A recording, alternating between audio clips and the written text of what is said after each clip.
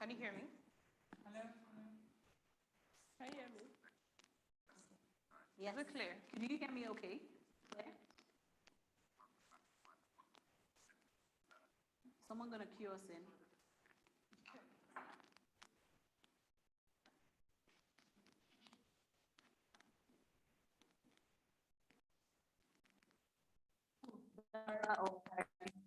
He wants you to speak. Hello? Hello? Ada?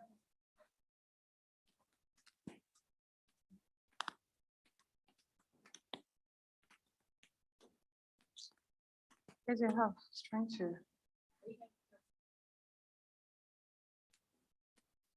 Is it? Something wrong. Okay. Nice. You don't get.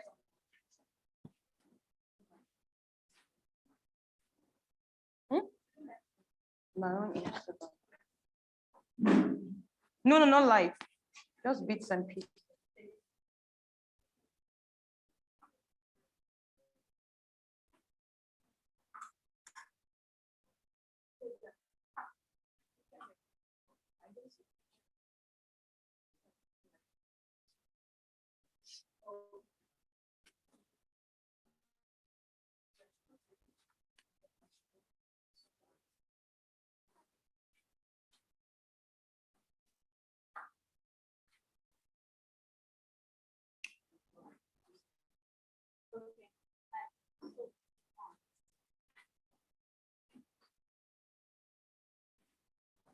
This is a good idea.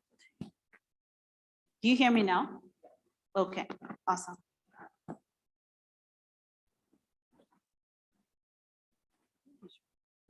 You had something to hold on to. Yes. Okay.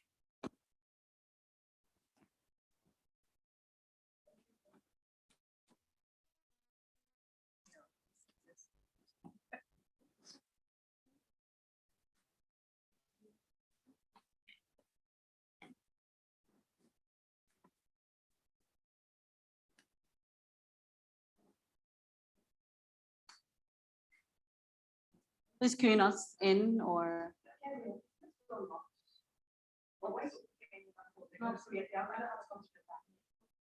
Or is there someone to direct that? Exactly. Okay.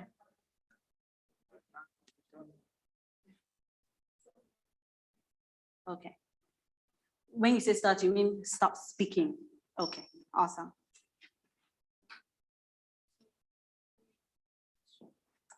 Good morning, good afternoon, good evening, depending on where you are joining us from. My name is Abosede Jojogan. I'm one of the founders of Elect Her. Welcome to the premiere edition of Her Run Story. Today, we're going to be speaking to some amazing women who ran in the recent Lagos Council, local government council elections. And with me today, I have my partner in progress. Hi everyone, good afternoon, and thank you so much for tuning in today. My name is Teacher the founders of Elect Her. Today is a very important day and a very pivotal day to us as Elect Her as we launch or premiere a run story. Essentially, a run story is about celebrating women and celebrating success. Redefining what success means to us people. Usually, when people lose election, they think they've lost, but no, we want to celebrate this women because when you decide to run against all odds, when you defy all the odds, and when you run against a myriad of systemic problems, and then you're a winner on your own. So today it's about celebrating those women, telling their story, following them on their journey, and essentially just celebrating the wins. Thank you, Bijoke. We have with us, as panelists today, 4 amazing women, 2 whom you can see seated here physically. We have one who is joining us virtually, and then another one who is stuck in Lagos traffic. And you know that this is Lagos, it's a Sunday, but still things happen. So why women of the local council election? As you know, the local council is the closest system of government to people. And these women defied the odds, as Idijoke said, and they decided to run. So today, we don't want to assume that we know their story. We want to hear their story from them. And this is why we thought that this was a very important conversation to have just a month after, less than a month actually, yes, after the local council election. So with that, I'm going to welcome our guests who are here with us. Tari, let's start with you. Tell us your name, what you ran for, and then we'll pass it on to Danny. I hope you could be very much. Good afternoon, everyone. My name is Tari Taylor. I ran for the office of councillor for Etiosa Local Government Ward A, which is Lekki to Femi Okunu. Good afternoon, everyone. My name is Damola Soni, and I ran for the office of councillor for the North Local Council Development Area. That is from Ilepoba down to Fish Farm in Ikorodu. Great. So welcome, Tari, and welcome, Damola. Thank you for joining us here physically. It'll be nice to hear from Okiki, who is already with us virtually. Okiki, you can introduce yourself, tell us your name and what you ran for. Hello, good afternoon, everybody. I am Okikiola Taiwo Jalupo. I ran for the councillorship seat of Oshodi Solo, Ajawa Estate Ward G. Can you hear me?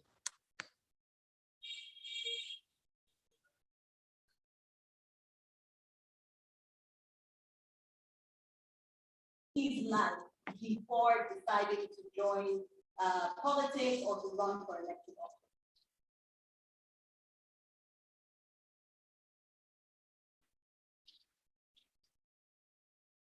Okay, did you hear me? Or did we lose her already? Okay, so we can come back to it.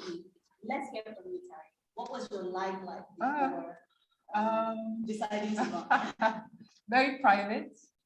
I like to be in my little corner and just, live my life. So, saying yes to run was a major thrust out of that little bubble that I kind of like to just be in.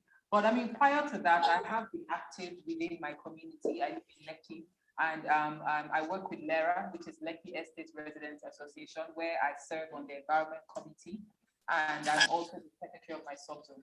So what that has me doing on a day-to-day basis is some level of representation for my community. I liaise with government agencies on their behalf. I go to Alausa quite frequently, on behalf of my fellow residents. We supervise and implement projects. We call the enforcement agencies to sanction violators, particularly in environment, in physical planning, and in maybe transport as well. So this has been the core of what I have been doing, which kind of made it a no-brainer, a bit of a no-brainer when the opportunity to run came, and I'm like, you know what, I'm already doing this on some level. I might as well go and get a legitimate public office to continue to execute my public service. Before running for office, I was focused on my career because I'm a legal practitioner, and everything I did was just to further my career because I was called to bar in 2017, and I was trying to work on my career. And I've always thought, okay, I'll go into politics maybe later on in life, because you know how politics is in Nigeria. It's not something you just wake up at 25 and decide I want to run for office. But then when the opportunity came, I didn't even think twice about it, because it was a great opportunity to be part of government at my age, because I felt like I was going to be part of, I'm part of two, I'm a woman and I'm a youth, and I think with what we've seen over the years now, I felt it was important for me to take this opportunity and run for office. So basically, I was just living my private life, just like Karen said. I'm not really big into socializing. I'm very quiet and mind my business. But at the community level, I helped out in whatever way I can. When you're talking about sensitizing people when people say, I don't want to vote, all those kind of things, I try to change the minds of people around me. So that was really what I was doing, that was really close to politics. Great, thank you very much. Do we have Okiki back with us now? And Okiki, I'm happy to repeat the question, if that helps. Okay, let's move on. All right, great. Thank you, Damilola and Terry. So you both said something in common, and that's you ladies, did not intend to go into politics, but it just happened. So you found yourself in the deep waters of politics. Tell me, yes, so it wasn't intentional, you were chosen, right? But what inspired you to run for office? What inspired to run for office? So you were running, you were very involved at the community level. So that a set of people choose you. What was your pathway really, and what inspired you to then run? Yes.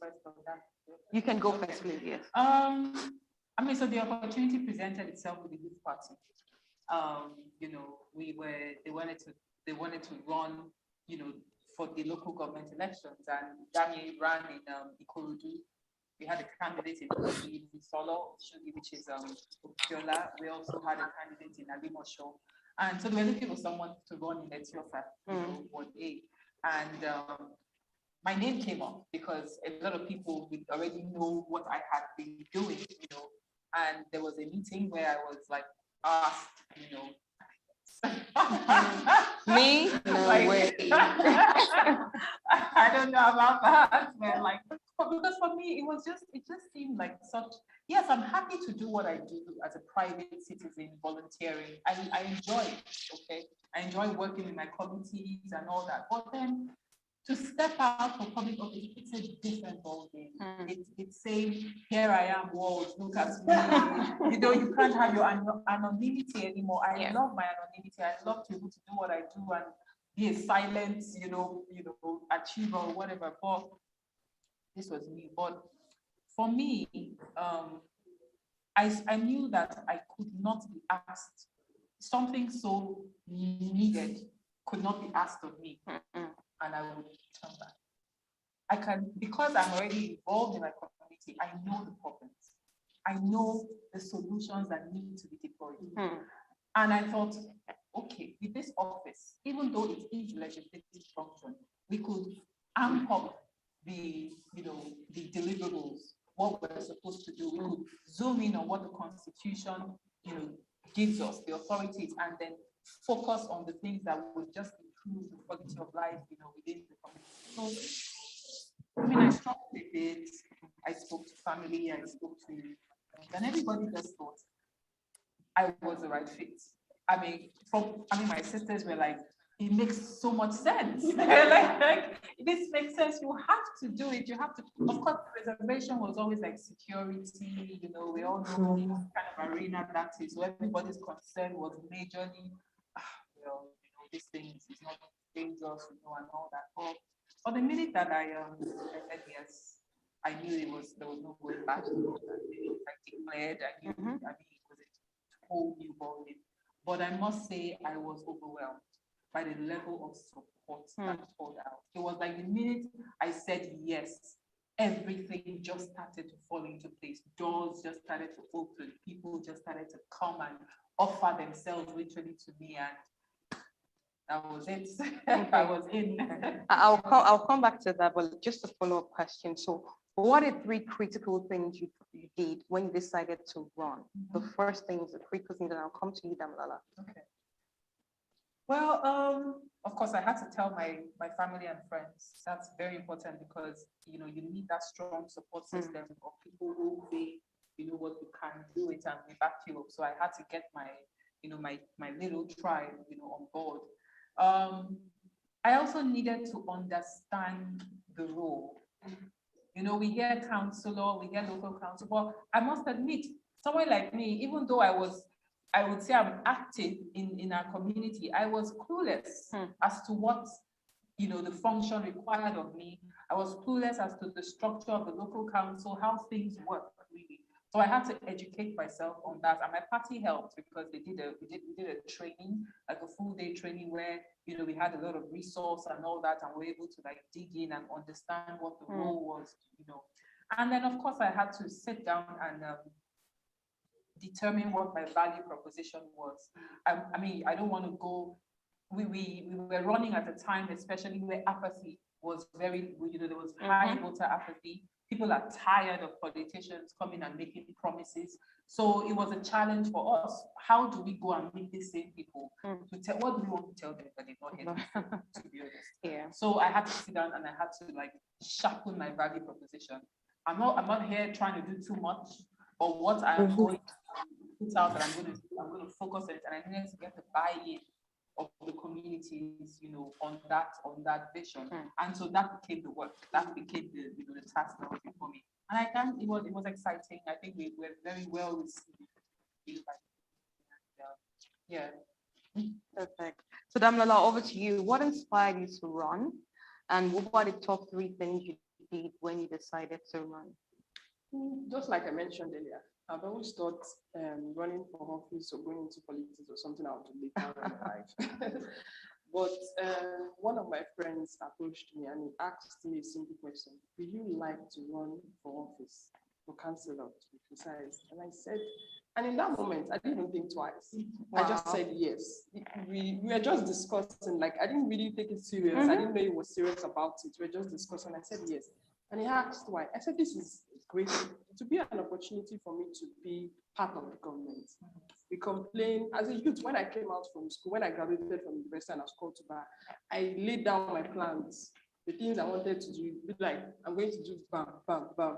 And then when you come out and then you realize that what you think, I don't know, the plans, the way things are run in Nigeria is quite different from what you think. Expectations and reality. Yes, it's quite different. And so I see youth online complaining, and I see people complain, people are not ready to vote. And I always think, okay, this is how the government can do things better. And I said, this is a great opportunity for me to be part of government and try to do those things the way I feel like it should be done.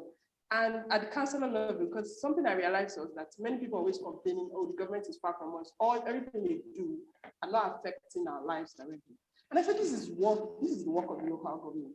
If the local government is not functioning, people feel like this is a dictatorship. And then they feel the government is doing enough for making their life better. State governments are building big facilities, but at the local government levels, it's not affecting their lives. So I said, this is a great opportunity to actually do those things that I feel like they should do at the local government level to make things better. And I said, of course, I'll be part of that. That was, in that instant, that was all I thought about. I want to be part of the government that does better. So I think that was it. And when I decided to run, I think the first thing I did was to call my dad. It was the first person I called because my dad is actually a politician, he read political science, and he was a member of a political party. But then he left the political party because he was not comfortable with the way things were done. So it was the first person I spoke to. Before I even spoke to the other members of my family, I spoke to my dad. And I told him, I said, I'm interested in doing this. What do you think? And he said, of course, we've discussed this before. Right? And if you have the opportunity to do it, and you're comfortable with the party, like this party, then do it. So after that, I spoke to my immediate family, I spoke to everyone. My mom, she was scared, yes, because of, I think throughout the election, after the election, my mom was not telling me that every day, because every day at work, she was always calling me and keeping in touch. I was scared because of violence and everything. And I think the next thing I did was research. Even as a lawyer, I needed to do thorough research on my ward, on the position, on the party too. Because I needed to be comfortable with the party I was going to join. I needed to know what I was going to do as a councillor, my job and all that. And how I know it's a small position at the lowest level. Okay, even if I don't have funds, what can I do in this position? So all those things I had to do deep research. And then I had to join the political party. I had to join the political party. And I think those were the major things that I did immediately I decided to run for office. Lovely. Fantastic. I mean, so some of the things that I found very interesting, and this is the a lot of overlaps. I find very interesting that your father and even your friend were both men, and this is something that I think is so important for us to mention.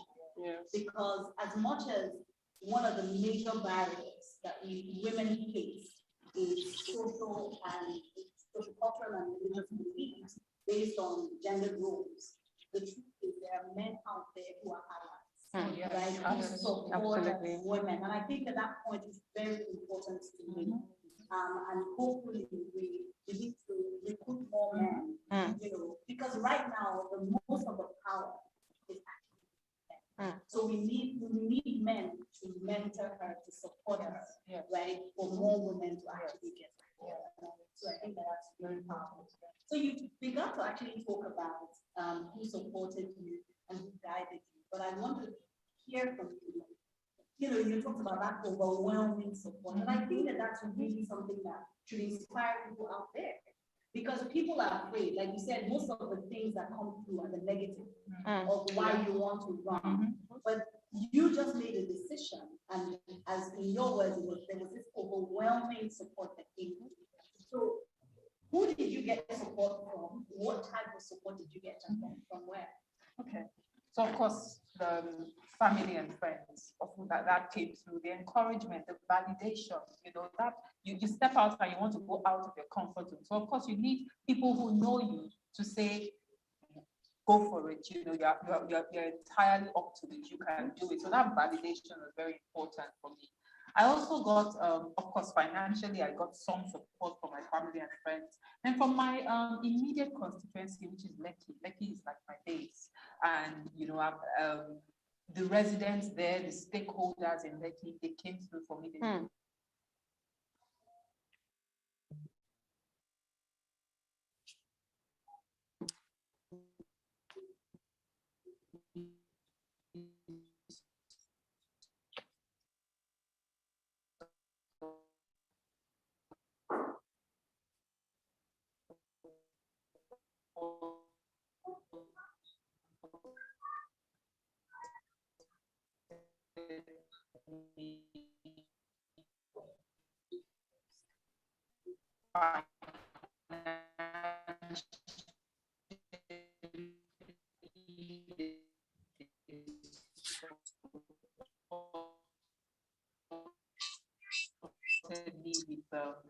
It's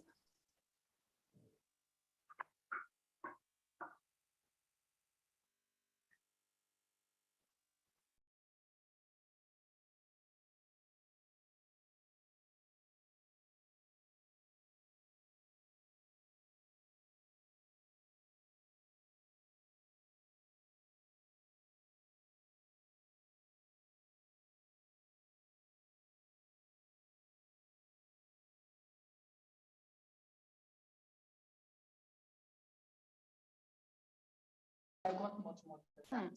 I got an authorized, official, support from the church saying, we know her, this is her track record. It's time for everybody to stop sitting down and complaining. You all need to get up and support this person. Like literally, it was official, and that humbled me like just completely. It just gave me that, it vindicated me on many levels and thought, what, I'm going, I must do the church in that entire constituency, because the network of churches, they came together and they officially supported me. So that was great. And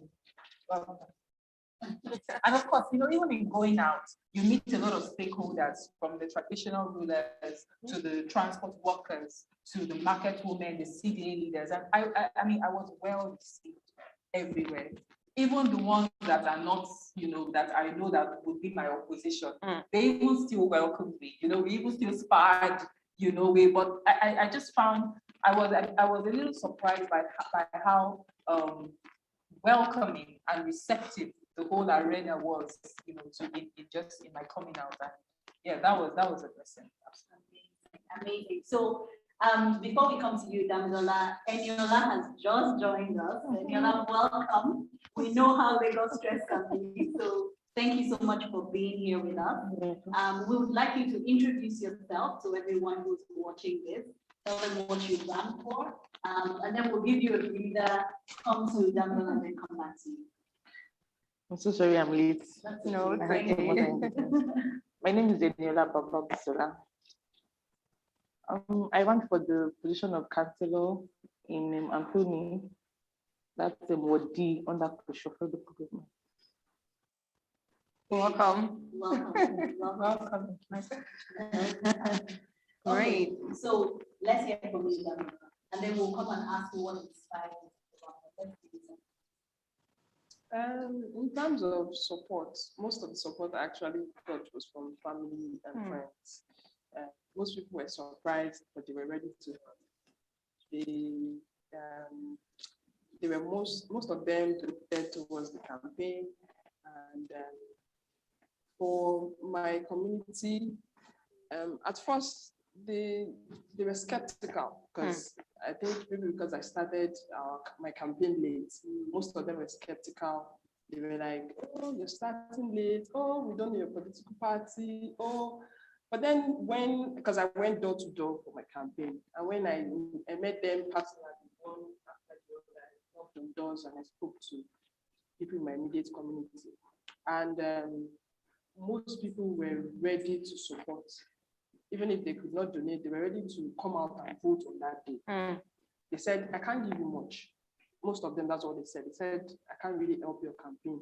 Even those in other political parties, they were like, "I can't really help your campaign. But what I can do is to come out on that day and vote for you. Just be sure of that.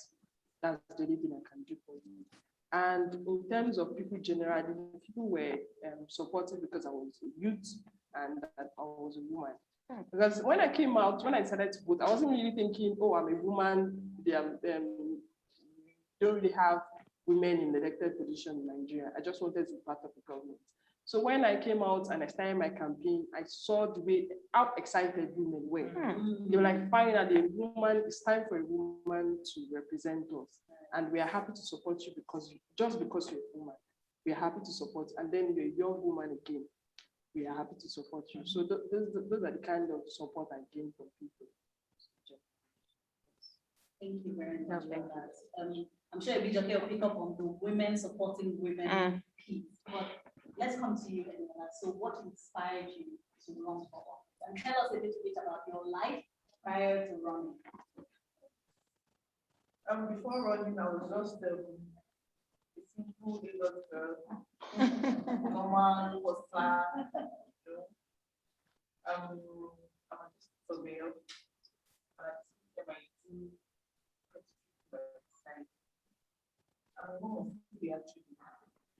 And I'm very much involved in their lives. So whatever will create time for me and the kids is what I really love to do. And during the NSAS period last year, my eyes opened to a lot of things, and in between the protests, conversations with youths, women, and we started talking about some things, even in church. It might sound funny, but it was from church. I work in the security department in my church. I'm the only female in that department. And then we were interacting, we were talking about ways to move Nigeria forward. We're talking about ways to change things. And from there, we talked about grassroots. We were like, we need to feel the impact from the little person, the least person in the environment before you can get to the top. We had the conversation that we can't start from the top to get down, but we can correct some things from below before you get to the top. And I was inspired from there, and gradually I was going for meetings in the world. It wasn't too encouraging, but I just kept on going. And when the opportunity came for me to take up a position, it was tough at first. Yes, I must admit it was. It's all like that. Not everyone, even from my party, welcomed me. Not everyone, even from my own party, welcomed me. But with time, they were like, she's a force, so we can actually reckon with her. Let's use this lady. And, gradually. And I told them, and people, when I declared that I wanted to do it, some of my friends were like, what? Politics, Nigerian politics. And I said, we all cannot leave it. Let's be involved. Fine. It's not for thugs. It is not for the low lives. If you're an elite, if you're educated, we need people like you in here. And you're talking about Nigeria. You cannot make the change just in your room. You have to be involved. You have to be a part of it. And this is a way to be a part of it. And we started arguing. I was like, do you know what? Come for meeting. Just come to 2 or 3. Just come 2 or 3 times at least. I know that your perspective will change. Even if you want to pray for Nigeria, you have a better understanding to know how to pray. But you need to be involved from the grassroots, and that was how it started. Wow. I mean, Very profound, very profound. I love the context. I love the stories. I love that, each person, each lady here has a very unique story. And also, just talking through the level of support. I love what Dami said about, just getting support from women and how that made a difference, because, there is this stereotype that once you come out as a woman, it's a no. But the truth is that the tides are changing. I think it's so important for people to understand that, your gender as a woman is not a limitation. In fact, it's an advantage because you are a valuable part of society. And so I do really appreciate you amazing women today. And that's why our own story is so important. It is about celebrating. Yes. The journey itself, the fact that we decided to run as any last just come for 1 or 2 meetings. We want to pray. I love it. Can we pray? I want to pray. Let's talk about something. And I think that's a fantastic thing. And you see, the goal of today is we want people to resonate with your story on another level. We wanted to inspire people, wanted to steer train, because we're at a very pivotal time in the history of our nation where you said it's not for low life. The level of apathy cannot continue. We need people to understand, why politics is important to decision making and policy. So I'm gonna go to now let's talk. It's not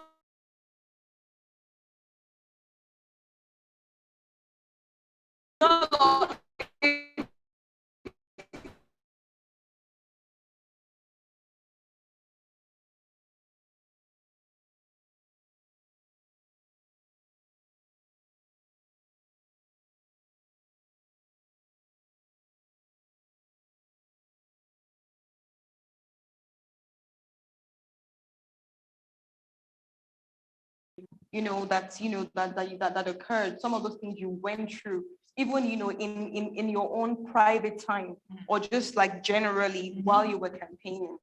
okay. So in going out and in meeting with all the different communities, of course, you are meeting people with different perspectives, people who have had some experience of government and have been disappointed by it. So like I said earlier on, you are coming to pitch to these same people and tell them, I'm a solution, Like seriously, this is where you are now. For me, it was that I met a lot of despair. People have been disillusioned by government and successive governments. So they've lost hope in that power or ability of their government to serve them. They don't see it that way. So when I come to them with that narrative of, you know what, I'm here, I want to be your counselor because I want to achieve this and this and this for you, for your welfare, it's like, you perhaps come again, what is this you've not heard before? But and they would say to me, all you politicians are the same. This is my first time running.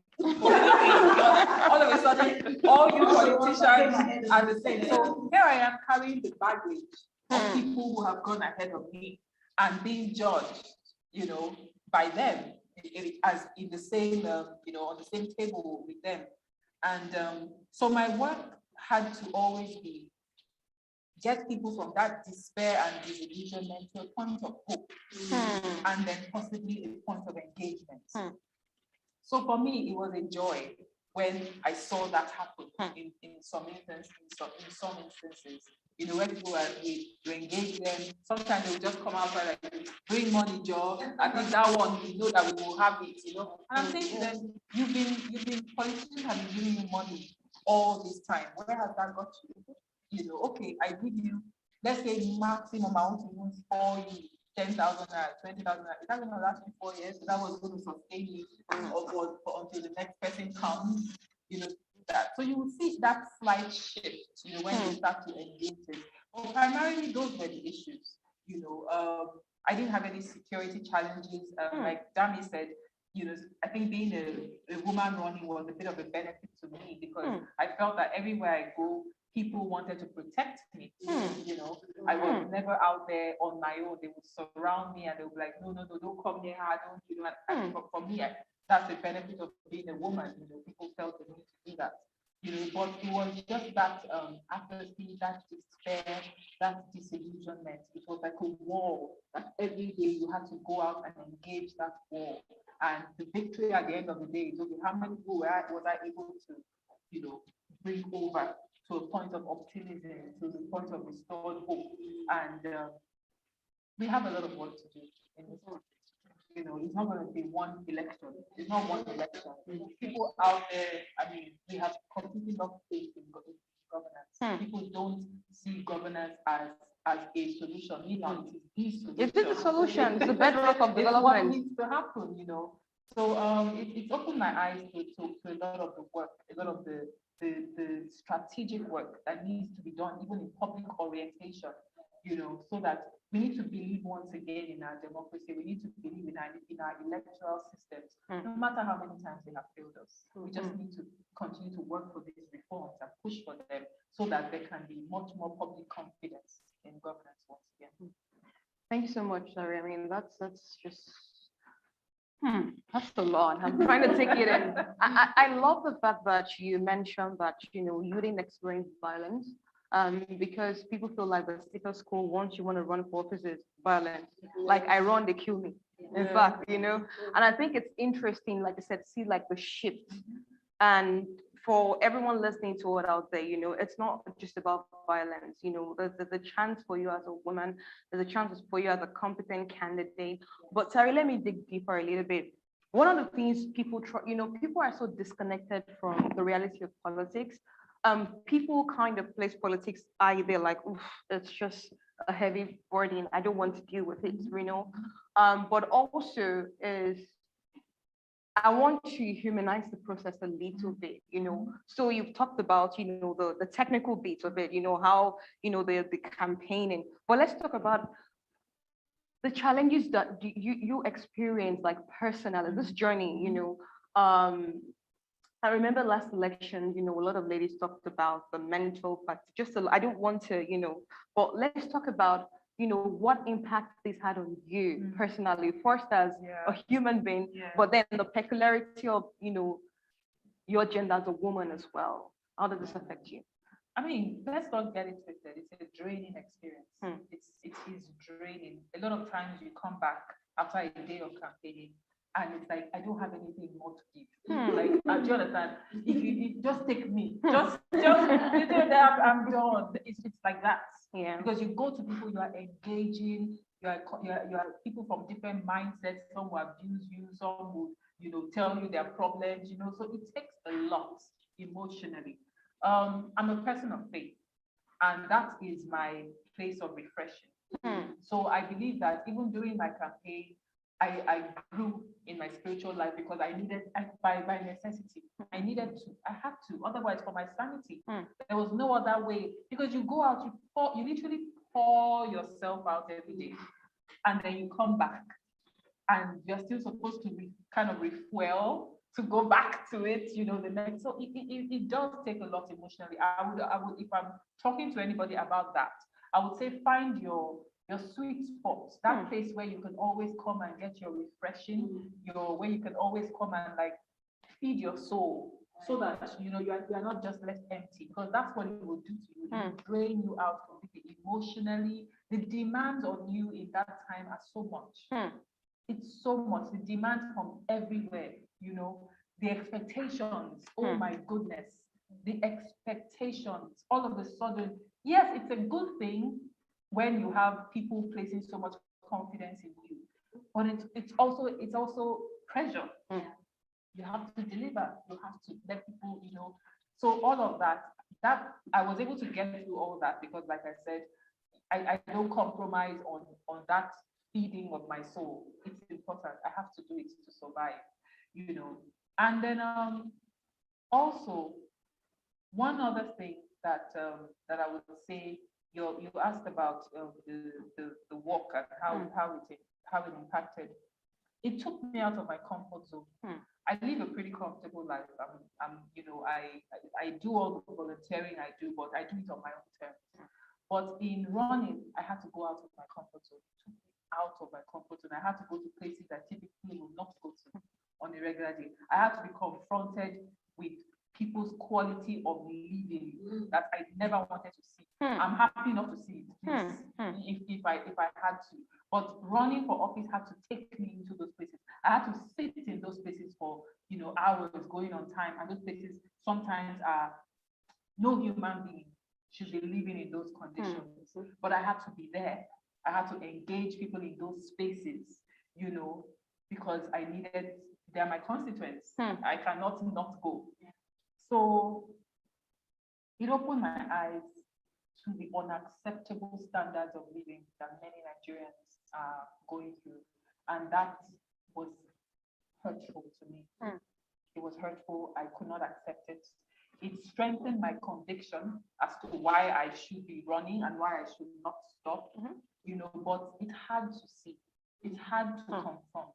It grips at you when you go back to your little comfort and you're like, my goodness, these people, look at how they are living, and we are literally not far from each other.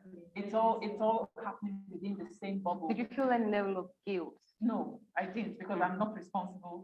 I love that. I love that. I know the people that are responsible for their condition, and they needed to have voted them out, to bring the new thinking and new ideas there. So that's what I was going to say to them, that look, I'm here to offer you a better deal. Look at your condition now. There are people that they have a mandate to serve you, to lift you out of this condition. Do something about it. So I love that. I love how you. So I'm going to go to yes. With us online now. Okay. Let's do that. Okay. Hello, Kiki. Hello. Okay, great. Okay, Kiki, so I'm going to put two questions together. The first one is, what inspired you to run for office? What inspired you to run for the 2021 local council election? And what were the first three things you did when you decided to run? Okay. So how do I start? So first off, it has always been part of me to be part of the community, and all that started from when I started running my foundation, and I was, reaching out to people, although in small scales. And I just thought about it that politics could, help me cover a larger people and help me put like permanent solutions to the community rather than reaching 10, 20 people most of the time. And, running for office was another journey for me because I already ran in 2019. So coming to run in 2021 again, it was like, yeah, we're back at it again, and then we're going to do this. I had to wear my armor and like, okay, we're going to fight. This is war. And, it was great because, from 2019, I already had like a group of people who were willing to put in the work.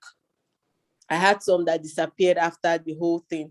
One thing I've noticed that most people, when they run for office once, they disappear, both male and female. So one of the things I always tell people is that, yes, you ran the first time, you didn't win. It's very important. If you are so particular about this dream and you're so particular about the solution, it is very important that you don't give up, because immediately you give up, other people start to see that, oh, she wasn't that serious about it in the first place, that she just tried her luck. So trying your luck is not the second time, trying your luck is not the third time.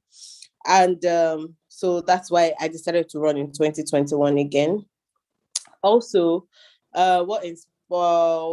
first three things. Yeah, like I'm already known in the community, so I just informed people, and then the party started. Everybody took it upon their head, like, okay, this is one of our own running again, so let's do the most for her. So the first thing is, I even told my constituency people. I didn't even tell my parents first. It was my constituency people, because those were my parties them. So I told them that I'm running again, or this is 2021. I didn't intend to run before. I was looking forward to 2023, but then the whole situation just got me to run again in 2021. And secondly, I told my parents, and I told them about the party. I told them about myself. I've always been somebody who was determined about stuff. So everywhere I go, they just support me and do their best to, reach out to people on my behalf, and also help me with bringing practical solutions to the community. Then third, I just told friends and families I was going to run, and those were just the three things I did. And I prayed, though, because it is not easy. It is not easy. Coming back home late nights, sometimes you want to look at security, and then you just look at it that, oh, fine. This is what you bargained for. So you just have to do it. So there was a lot of prayers, and mommy giving me water that she has prayed inside, and take it as you're going for this journey. I protect in the name of Jesus. And that kind of thing. So that was it for me. Thank you. Now that we still have you, let me follow up and then I'll come to Danny. So okay, let's talk about, it's so interesting that, everyone here has similarities in terms of like the journey, so the support.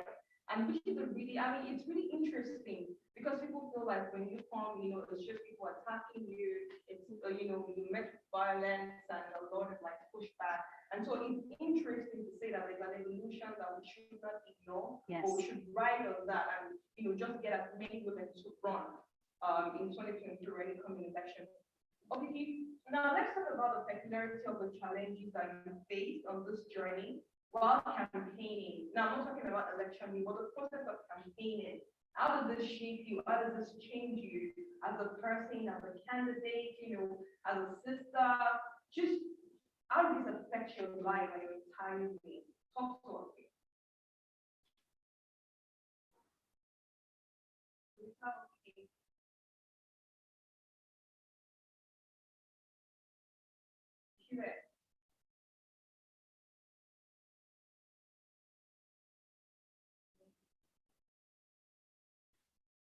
Hello.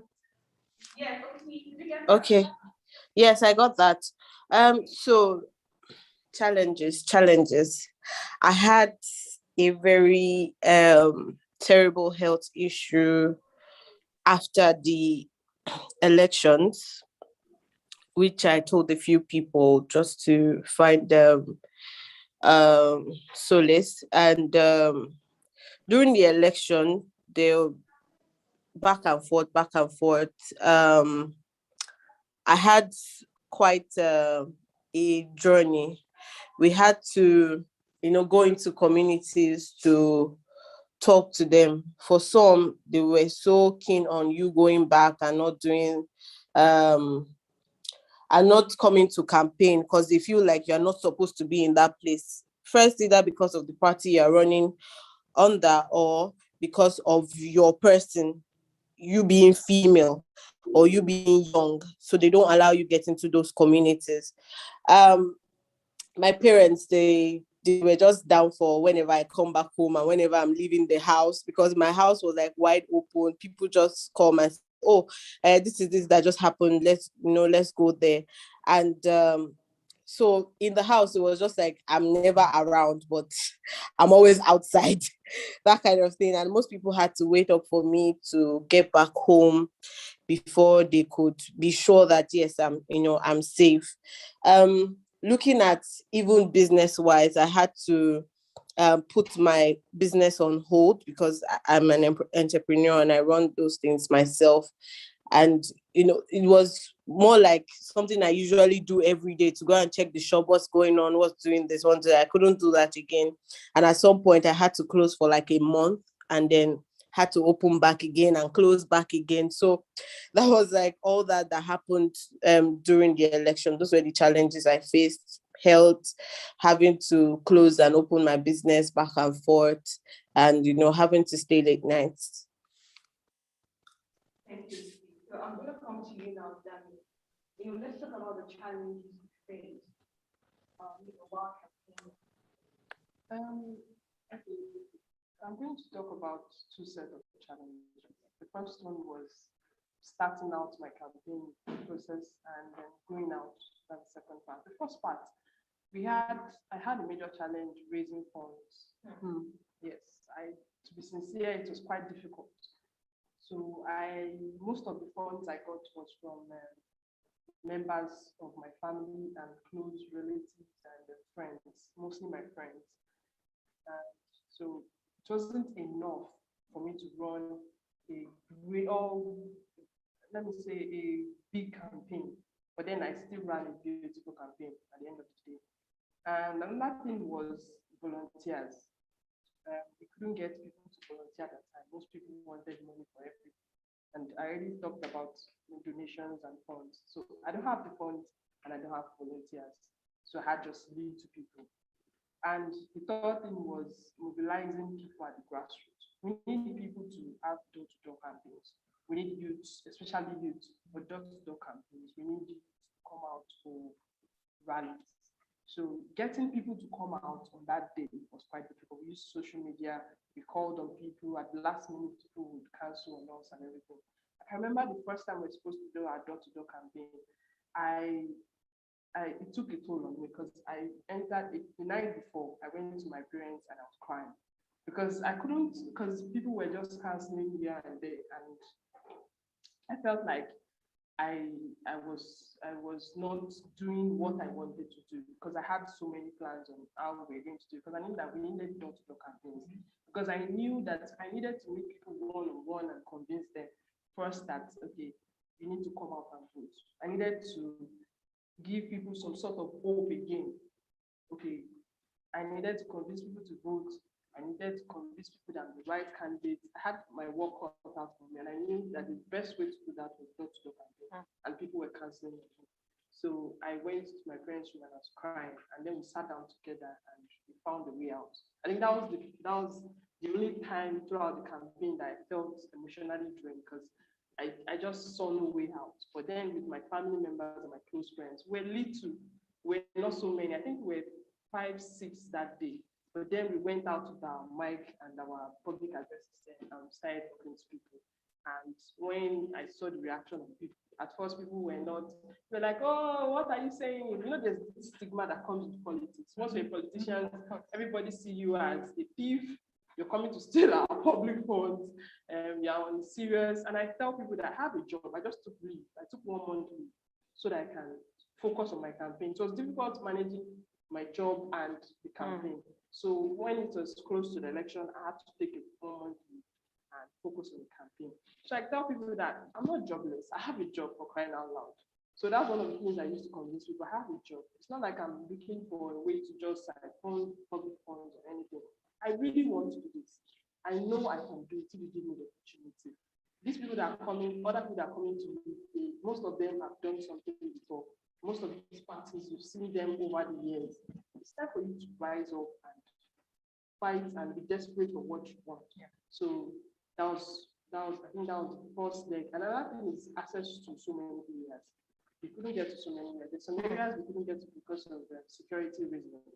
Maybe the opposition party is there, and for security reasons, we couldn't get there. Just like Terry mentioned, people are trying to protect you. The kind of person I am, I work alone. I work alone. I feel comfortable working alone. And because I was campaigning, I wanted to work to so many areas so that I would see people, they'll see me one-on-one, they'll see that I'm a member of the community, and which is very important when you're running for the position of councillor, because most people are always complaining that our councillor moves out. Okay, most people are always complaining that our councillor moves out from the area. And once we appoint, we elect someone into the position, we don't see them again. We don't have access to them. So I wanted to show people that you can have access to me. And I believed that moving in group or driving around is not portraying what I'm trying to say. So people were always scared for my security. But at the end of the day, nothing happened to me. I even went, there was this area that I went to where we had so many cultists in that area. And I went there and I was talking to one of them, and I was talking because I don't know if he felt that I was going to be scared or something, but when he saw the way my reaction to him, the way I was speaking to him, I was not scared. He was asking me for money.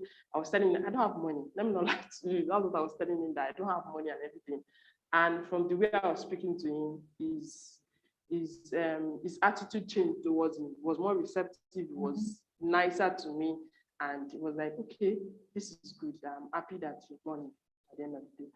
Okay, so I think access, another thing is that some of these communities, some estates in the area were not granted access to them for our door-to-door campaign and then rallies. Some of them, just to make the process difficult for us, to tell us to write the CDA, LCDA, and at the end of the day, by the time they give us permission, it's like a day before. One even gave us permission to come in a day before the election in the evening when I was meeting with my agents. I said, there's nothing I can do again. So I just used youths that in that area to just help me speak to people. Said, you're giving me permission to it. How many hours to the end of campaign? And there's no way I can come to your area. So that's one of the problems that we faced. And another problem we faced was, okay, on the second deck, I was talking about problems when you go out and you speak to people. When I went out, I think the most difficult thing that I had to face was people asking for money. It was it was a big issue because every time you go somewhere, people are asking for money. And outrightly, I tell them that I don't have this money.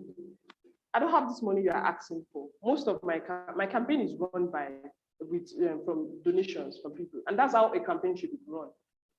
Your campaign is supposed to be run on donations from the general public or from people. You see, when one person or two people are funding your campaign, it enhances corruption in the country, because at the end of the day, you have to pay these people back when you get there. Where do you pay them back from? From public funds. So I told them that I don't have this money that you're asking for. So you have to convince people to work for you or to vote for you without giving them money, even young women. Because they're like, oh, we are not going to see you again. You're just coming to meet us. You're not going to see you again. Just give me the one. If it's 1,000 naira, you're going to give me the 1,000 naira now. Let me know that thing from you. So those are things that. Thank you so much. So I'm going to come to you, Eniola.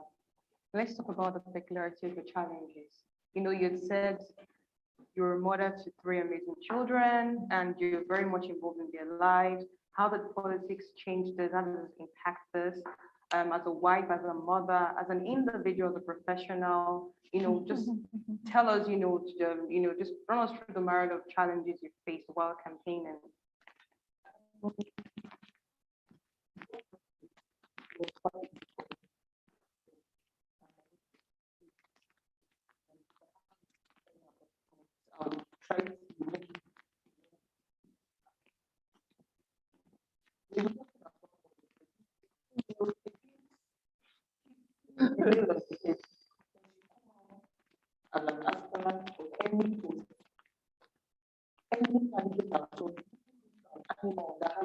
Yes.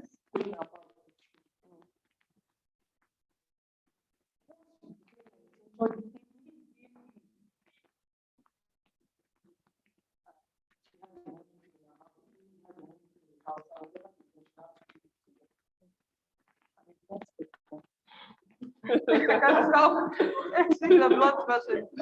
Sense of entitlement. I try as much as possible to work.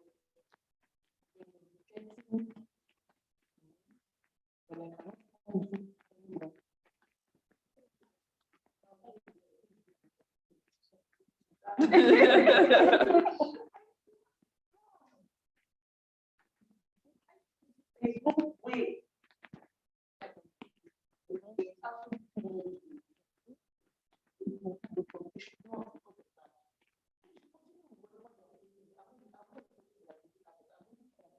I'm sacrificing myself to Yes. help. Yes. You know, people get it. I'm doing anything, but I'm putting everything on the line because of this. My kids, my work, everything is keep on the line for my parents. Tomorrow, they still have all my kids because I'm always everything. I'm kind of hyper. I want to be there.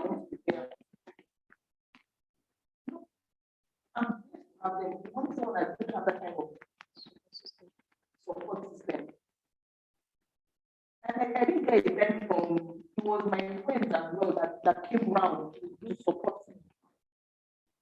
It was my friends. And they expect you to give more than you have. I'm not like that. I have money in my business. I'm working. You are working. I'm working. Whatever it is I have, I'm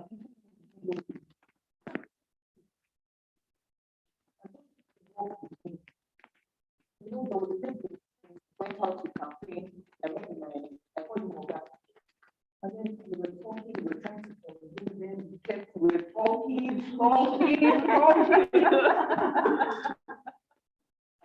I was angry.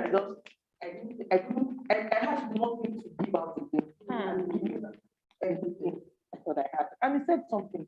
I'll say it. He said it in Yoruba. He said,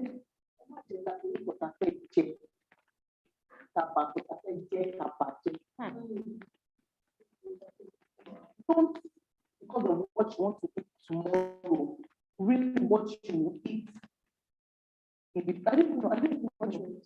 Not because of What you want to eat now. Real the chances of tomorrow, yes. Even after that level of that, you know, I said, is not free. A fellow woman, a woman, an old woman. And I look at her like, if you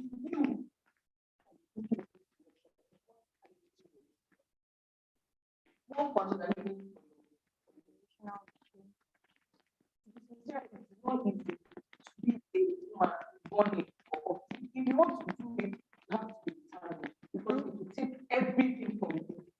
Emotionally, I didn't work, but people don't care about your emotions. People don't care.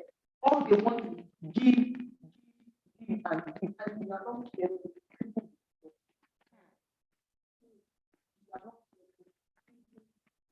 I want to thank God for those He kept around me. They guided me really, really well. And they tell me, open your eyes.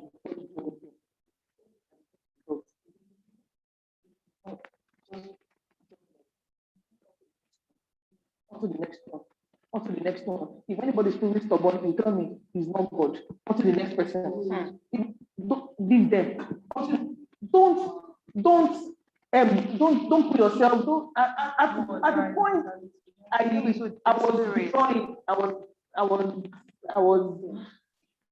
I wasn't happy. You know, when you're putting so much into something, you're expecting a particular kind of result. But the day we had the campaign from the one community, you know, coming into the estate, I stopped at my parents' house, and my son, my first son, I saw him, he was crying. Those that were dancing and everything. I saw him and I went to meet him. Are you okay? And he called me and said, Mom, I'm proud of you. Oh. So, you know, at that moment, he just stood up. Okay, that's all I know. I'm proud of you.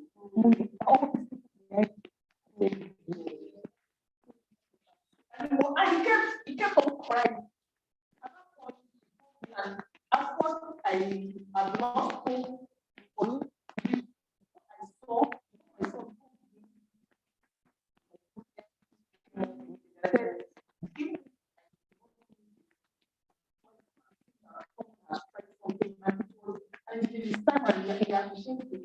How was it on? And the level of you know that is there's some awareness and consciousness. I think that's so profound.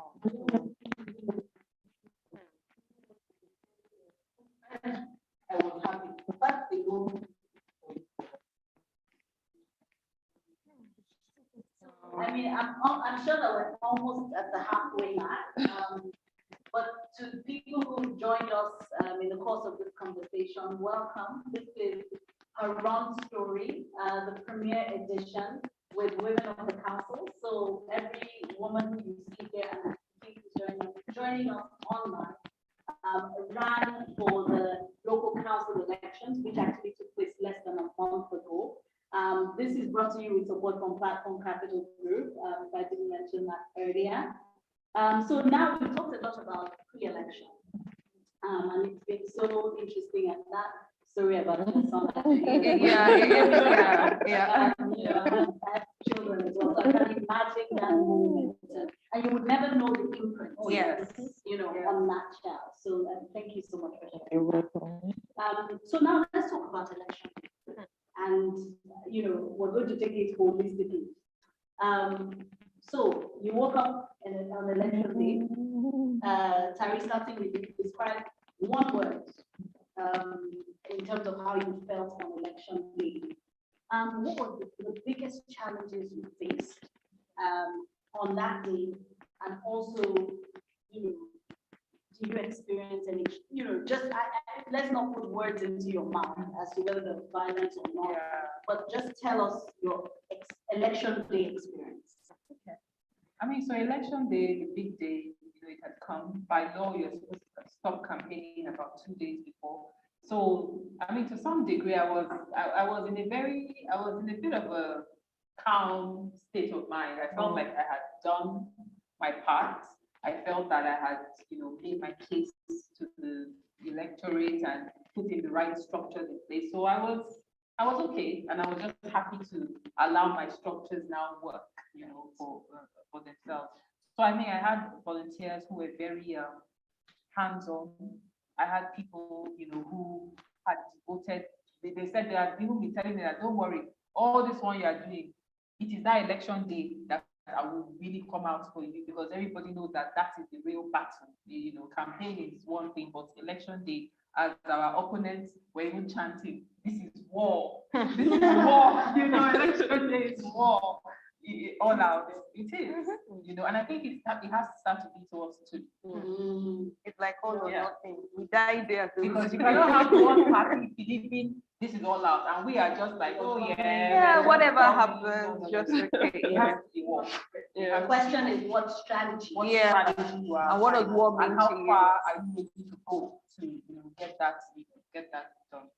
So my volunteers went out. We're out from very early in the morning because we wanted to be there on time, even before the polling agents and everything. Now, I must say at this point, we're currently at the election tribunal. We filed our petition, because of all the irregularities that occurred. So I don't want to say too much about everything that is going to be a matter of, court. But I will say that definitely it was disappointing that at this time, at this stage in our democracy, we still have not been able to give people the freedom of going out and enjoying a free and fair process. Local government is the most basic of elections that you can ever do. The polling units are not that many and all that. I mean, there are certain things you can just get right.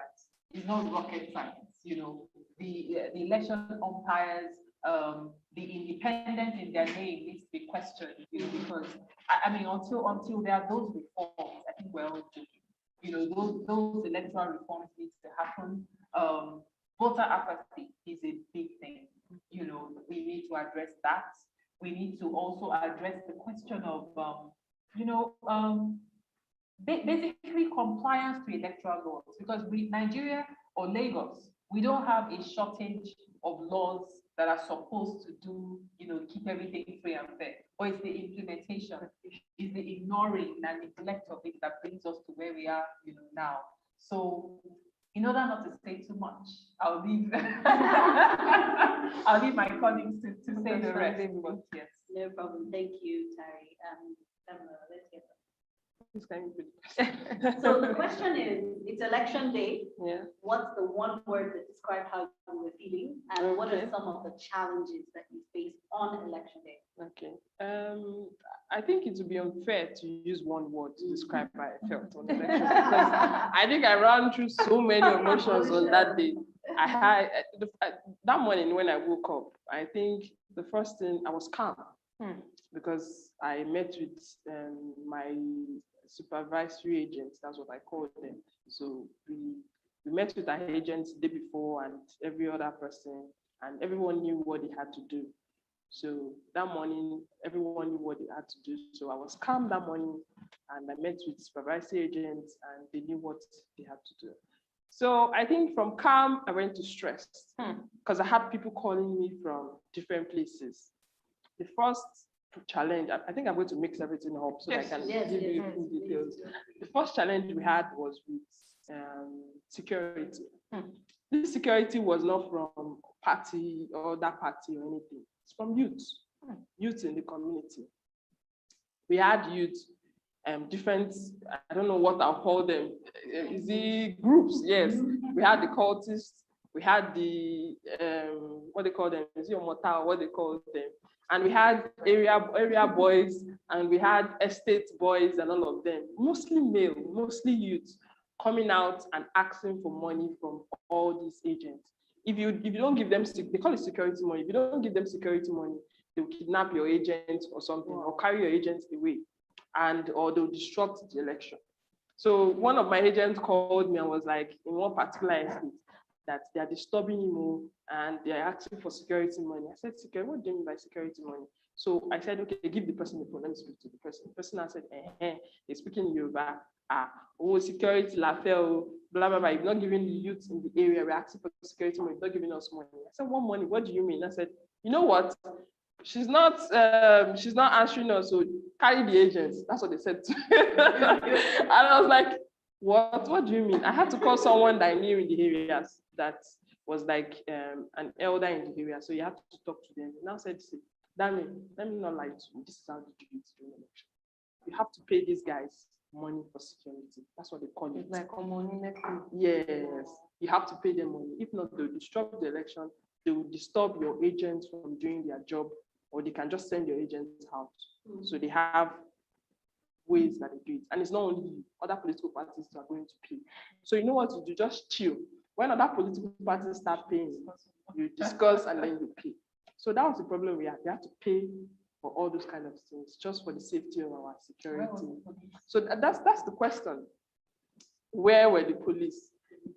The police. See, I think we've gotten to a point in this country where we stop deceiving ourselves. Because police officer, I think there was an election malpractice that was going on, and then one of my agents was complaining, and he went to meet the police officer. The police officer said, see you, LASEC is not complaining that something like this is going on. I cannot do anything until they complain. And right there and then he asked LASEC, is there anything wrong? I said, no.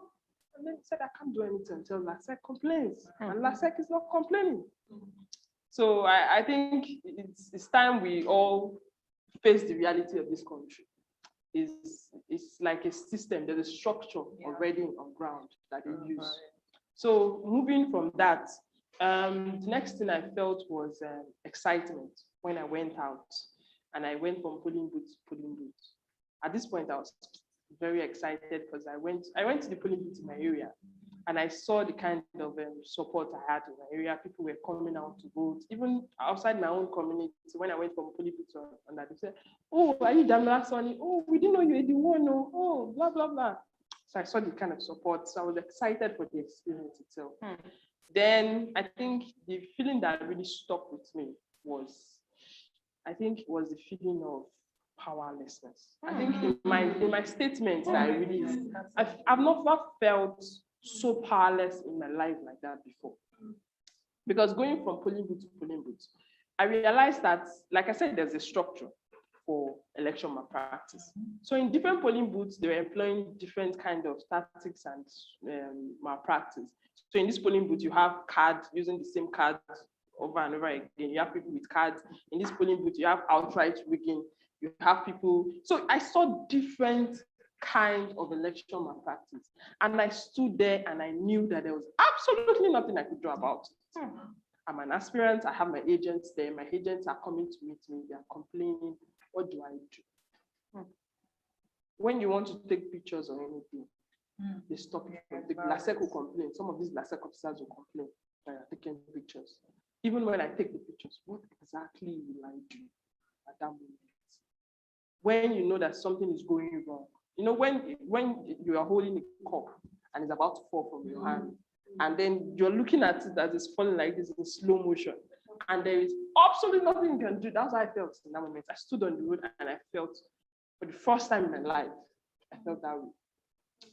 It was not like I was sad or anything. I just felt helpless. I felt powerless. And I think that was the feeling that really stuck with me throughout to the end of the election that day. So I also felt, okay, I think that was really what I felt that day. So security, we had security challenges, just like I mentioned. We had to pay people off so that they will not disrupt the election or disturb our agents. I think that was the major thing. I think that was it. That was everything. You were resonating with Daniela was saying. So, what was your election experience? I want to say something. Nigerians are not ready yet to have the change that they want. In the course of this election, we did some researches, and I got reports from previous elections, low turnout, really, really low turnout. People are supposed to come out and vote, they're in their houses watching. I think that's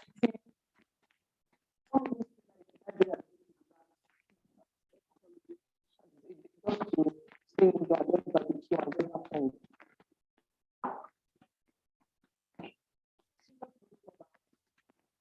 And we want this to change.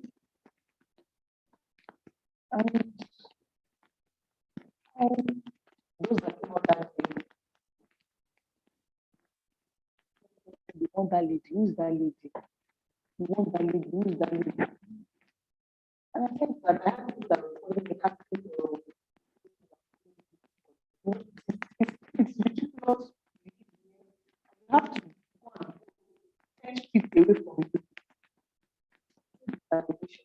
That, oh, I want to go and go out and vote for that person. I mean, it's ridiculous that I'm in Nigeria, I live in Lagos. Because I registered here, I cannot vote now.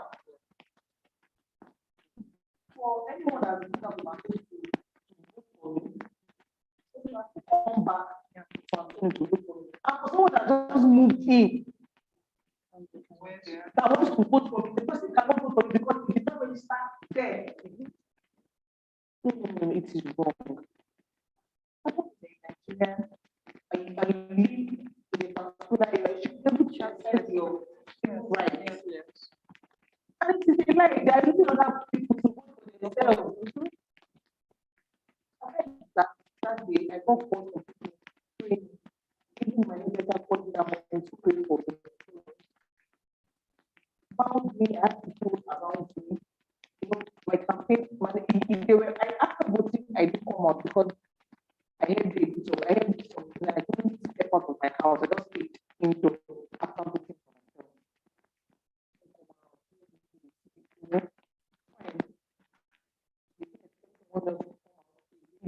for myself. I'll call up your blog. We are not good. After voting, I just stayed indoors. But those that were working for me, walk around.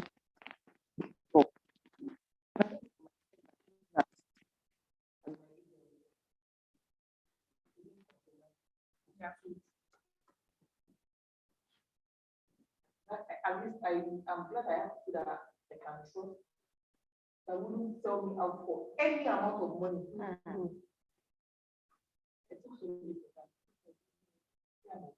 Yes. The trust ecosystem. Thank you so much.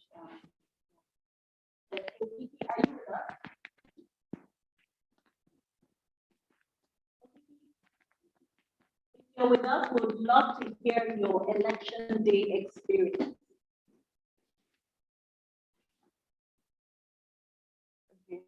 I think she's not, so she can join us later. Okay, I mean, thank you so much for sharing your, your experiences. But it's one thing to campaign, it's another thing, it's an entirely different space from the election day, which with peculiar challenges. And what really, really took to me was when you said you felt powerless. I felt that right deep in the pit of my stomach. And the way you actually, just talked about the glass dropping, and you're watching the glass drop and you can't do anything. Those are real emotions. And I think it's important for people to, I love the fact that this is a realistic conversation. And so it also helps with manage expectations, what to expect, how you won't deal with this emotion, because there's the mental health challenge after. And like I said, nobody cares about your emotional, reaction to this thing. So I think it's so important that we're talking about this. They don't care.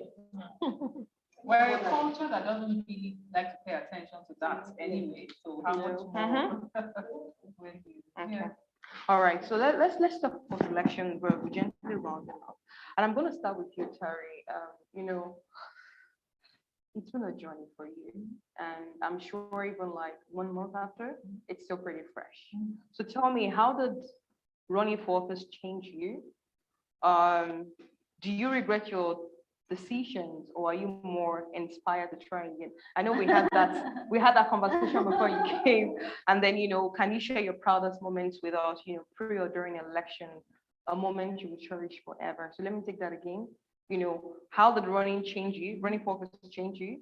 Do you regret the decision, or are you inspired to run again? And what were your proudest moments? A moment you will never you will cherish forever. All through this journey. Absolutely no regrets. I will do it all over. Yes, again. yes, yes. That was an incredible experience. I will do it all over again. That's what we're talking I about. mean, I bonded with my community. I went in, I understood my constituency, and I understood what Nigeria can give them. But there's a void, there's a gap in governance. And so in answer to your question, I am even more, I have a deeper conviction that, you know what, I must do this. Because guess what? I don't think that there are many people who are, we are here, there's some willingness from everybody on this table that wants to see lives get better and want to do what your part is in that. But it's not rampant, especially in the government space. There are not a lot of people that are thinking that way. So if we relent, or if we allow these situations to cause us to retreat, who will help the common man? Who will help the person that needs our help? Because guess what? If you won, there are definitely lives and destinies that will have been blessed by that. Are you going to deprive those people of the opportunities that can come for them because you don't put yourself out there again? No. So what it did, how this experience shaped me more, I think I've understood never to relent in my conviction. If I see it, I see the possibilities that can happen. I know that it can be done, and I know my part to play. I will go for it. I'm not going to step back because it must be done. And it helped me to understand greatly what my stake is in Nigeria. I'm a Nigerian, and this country has to work. One way or the other, it's gonna have to work. We're gonna have to make it work. And I've understood more what my part needs to be in that. I've understood that, okay, we need leadership. We need people who are going to point the direction and lead people, into this new Nigeria. We need reorientation. That has to happen. Urgent, as a matter of urgency. When we're talking about the money politics, but let's also talk about the other side. A lot of these people are in need. If there was not such great poverty, why would 1,000 naira make such a difference? And you don't get into it. They know what they're doing. They're not stupid to think that this 1,000 naira is going to know. They know that they're trading us. They do know that, but their hunger is greater than their reason in that moment. So until we start to empower our communities to the point that people cannot weaponize poverty against them, then we're joking.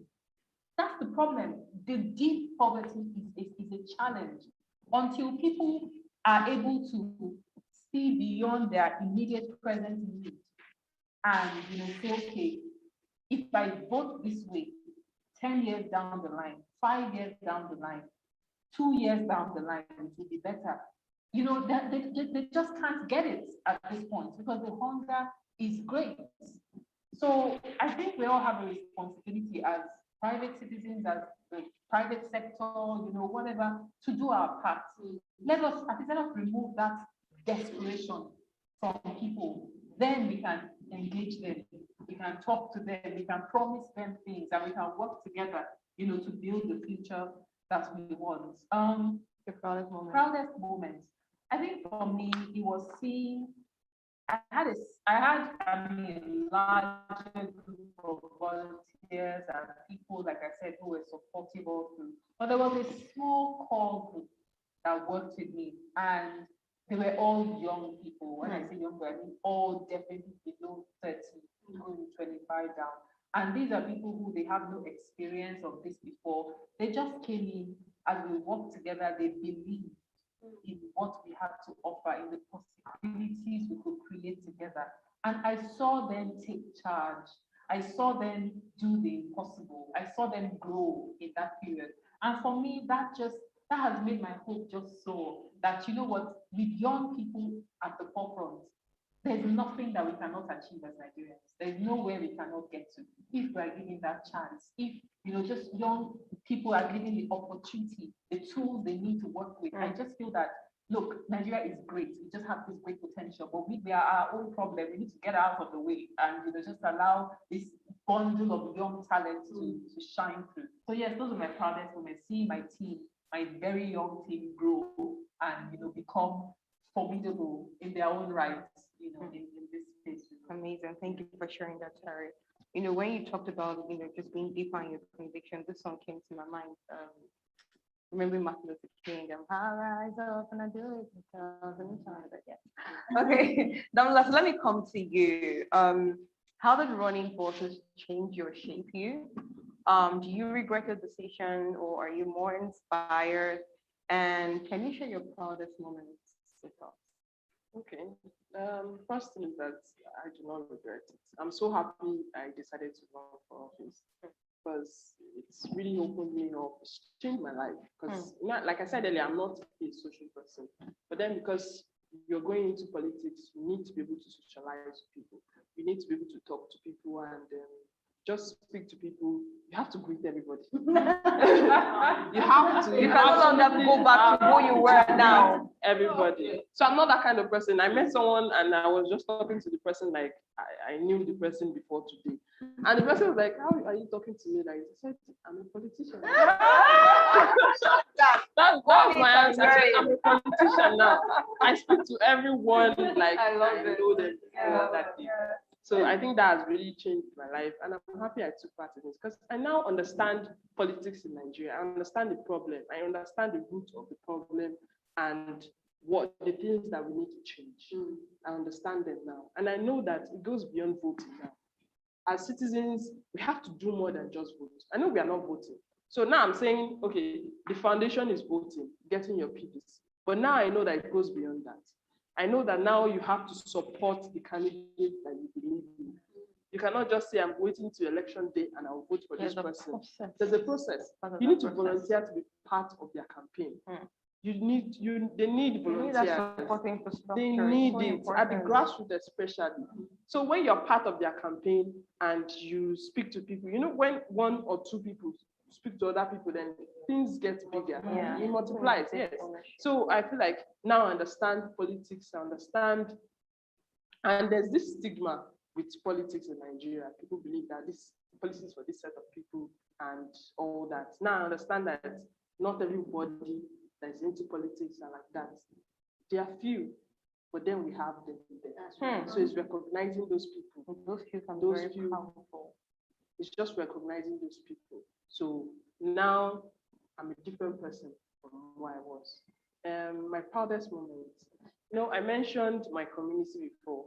On the day of the election, I saw people in my community, because one of the things I campaigned about was that not everything has to be solved with money. We need, at the ward level, we need the community. We need people to come together and look after each other. When you have a good leader, you have people coming together to solve issues without even money. If it's cleaning our environment, we come out together as youth on that day and clean our environment. We say in our own area, today is our own sanitation day. Everyone comes out from their house and they clean the area. You organize activities for old people just to get them in shape and make them feel better. So those were the things, those were part of my campaign, that not everything is solved with money. As a community, coming together is part of my campaign. So I saw people in my area come together as a community on that day. And that was what I was really proud about. When I won my ward, my own polling booth, you would think I won the election. They were so excited and happy. The youths were so happy. I had them calling me after the election day. So how far? How did it go? So that was really what I was proud about. I was proud that I could inspire youth in the area. They were so proud of the fact that I came out and I could inspire them. And many of them believe again. In that moment, they believe that, okay, it's possible for things to change in this country. So that's what I'm most proud of. I've just been smiling because I'm just living through you now, this moment, just soaking it up, and it just have like the feeling is just very profound. And you're like, let me come to you. How did running changes shape you? Do you regret the decision, or are you more inspired? And what were your proudest moments from this? I know we've talked about that moment, with your baby boy. Yes.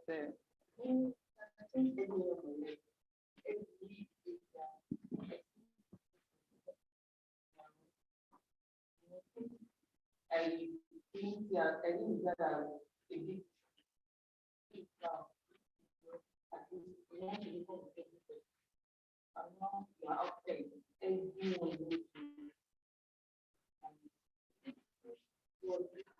think I want to be no more. Not as because I'm a happy person. No matter what, I will see kind of that. And after the election, I talked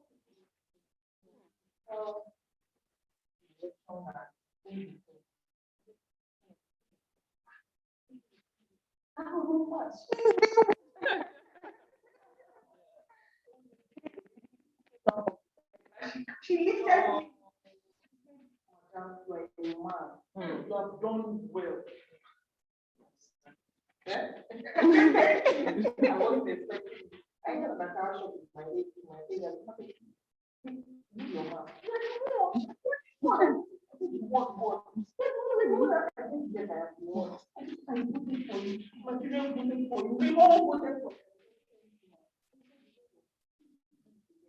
Yeah.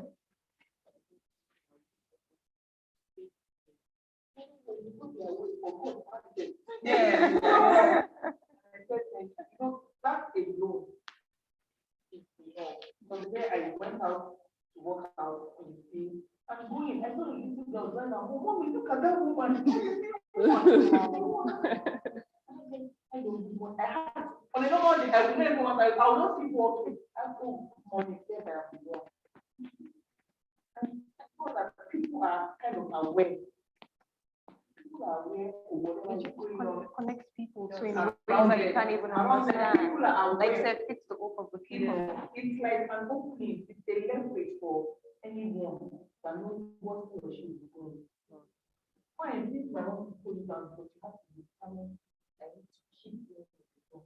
I have to get mama and I'll definitely do it. And even for anything for myself. I love it. I love it. We're sending a shout out to you. So what's his name? Well done, well done, well done, well done. Okay. Okiki, are you here? Yes, I'm here. I'm here. I'm here. I'm here. Perfect. Okay, Keith, so over to you. Tell us how running for office changed or shaped you. Do you regret your decisions, or are you more inspired to run? And what are your proudest moments during this journey? How did this election shape me? So I had like mix of emotions. The morning of the election, I fell into a very big gutter and I had like a very bad injury on my leg and I was struggling to walk. So that was when we're going back and forth trying to arrange stuffs. And it sort of restricted my movement to reach out to people, but I had like a lot of calls from my agents, you know, informing me about the things that were going on. But sadly, the Monday after the whole election thing, I had a miscarriage because I was pregnant while I was running. So it that has sort of shaped me somehow to start thinking about how to maybe relax a bit more when I'm running for election and not going entirely all out. But I'm also still convinced that if I want to do something, I should just put my 100. And that's just what happened. Like, so the whole thing made me, I had both mixed feelings. I can't even explain it. And then, yes, I'm going to run again, definitely. I feel like this is a part that God has put me. And I know challenges will come, definitely. It was not planned, it was not plotted, but it happens. So, yes, I'm running again. Proudest moment was when the guys were coming back from the Tech office. They were supposed to count the votes at Isolo. Then they moved the vote to Oshodi because they know that in those places um, you cannot show power. They intentionally took it to Oshodi because there are a lot of touts and uh, people that would want to attack you for anything there. So coming back, I was standing outside in the middle of the road waiting for them to come back because I was so anxious. As they just saw me from afar, they just started clapping. All of them, they were just clapping and walking towards me. And after a while, everybody just started hugging me. Well done, well done, well done. I'm like, that's not it. What happened? Are you guys all right? I do like, well done, that we actually gave them a show, and then they know that it's more than just one woman running for election, because it's usually in my area, it's just usually two parties running. So they were shocked to have another party on the ballot paper for local council elections. So we gave them a good fight, and I was so proud. I was so proud of my party agents. I was so proud of my canvassers too, and that's like my proudest moment for election. Okay, Keith, thank you so much for sharing the vulnerability, for being honest. We hope you're okay. We're sorry for your loss. We celebrate you, your strength, your resilience. And we're all here and everyone is here to cheer you on. You've done an amazing job. You're such a highly spirited person, and the fact that you never back down, it's just an inspiration from everyone out there. And I just pray that as Nigerians, we understand and realize the depth of sacrifice. Yes. And the peculiarity of the challenges that women face. I mean, she's bold enough to tell her story, but there's so many hidden stories. Yes. So many challenges that women face running. So let's remember to be kind. It's not just during election when they're out there. It's checking on them after elections, ensuring that they are fine, and that we're on this journey with them, because it's a continuous journey. It's a process that never really goes away. So I want us to give all these amazing ladies a round of applause, because they have been amazing. Thank you for your No strength. question. I mean, I'm struggling not to cry because I don't want to ruin my makeup. I took some time to do it, but this is just wow. Yeah. So what's coming to me is it's very hard as it is to even be a woman that decides to run in Nigeria, right? And so it's almost like there's a really high cost to run. But what was shared with us is even the cost. Do you know what I mean? Yeah. So there's already a high cost and barriers. It's almost like they're obstacles. Everything is stacked against you, right? But even beyond that, like you said, the word sacrifice, you're giving up of yourself. And then what we just heard is the costs that comes with personal loss. And I feel like it's even multidimensional, isn't it? Because there's also a cost of not having women in these positions of power. So in whichever way you look at it, it's just too expensive not to have women in these positions. And it is expensive, even financially, for women getting into these positions. So thank you so much to all of you. Thank you. As we begin to round up, we want to talk about 2020. And before that, is it okay to just give each lady a hug? I just feel like right now it's so important. I think it's so important to give everyone a hug. I'm going to go around because I feel like what I say about Sisters Keeper, and we need to have like a support network. How that is so important, and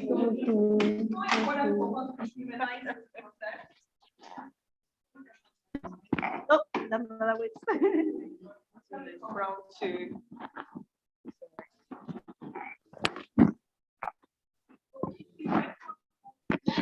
I'm receiving my odds from here. Thank you. It's so important. And when people say that women are vulnerable, I say let us be vulnerable. It's our strength. It's our strength. The majority of the issues, the issues that we face, we don't owe anybody. We don't owe anybody. So I would say, let us embrace our vulnerability. Let's embrace that which makes us human. Let us run. Yes.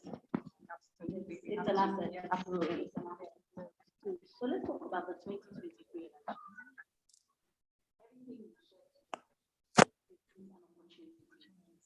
Now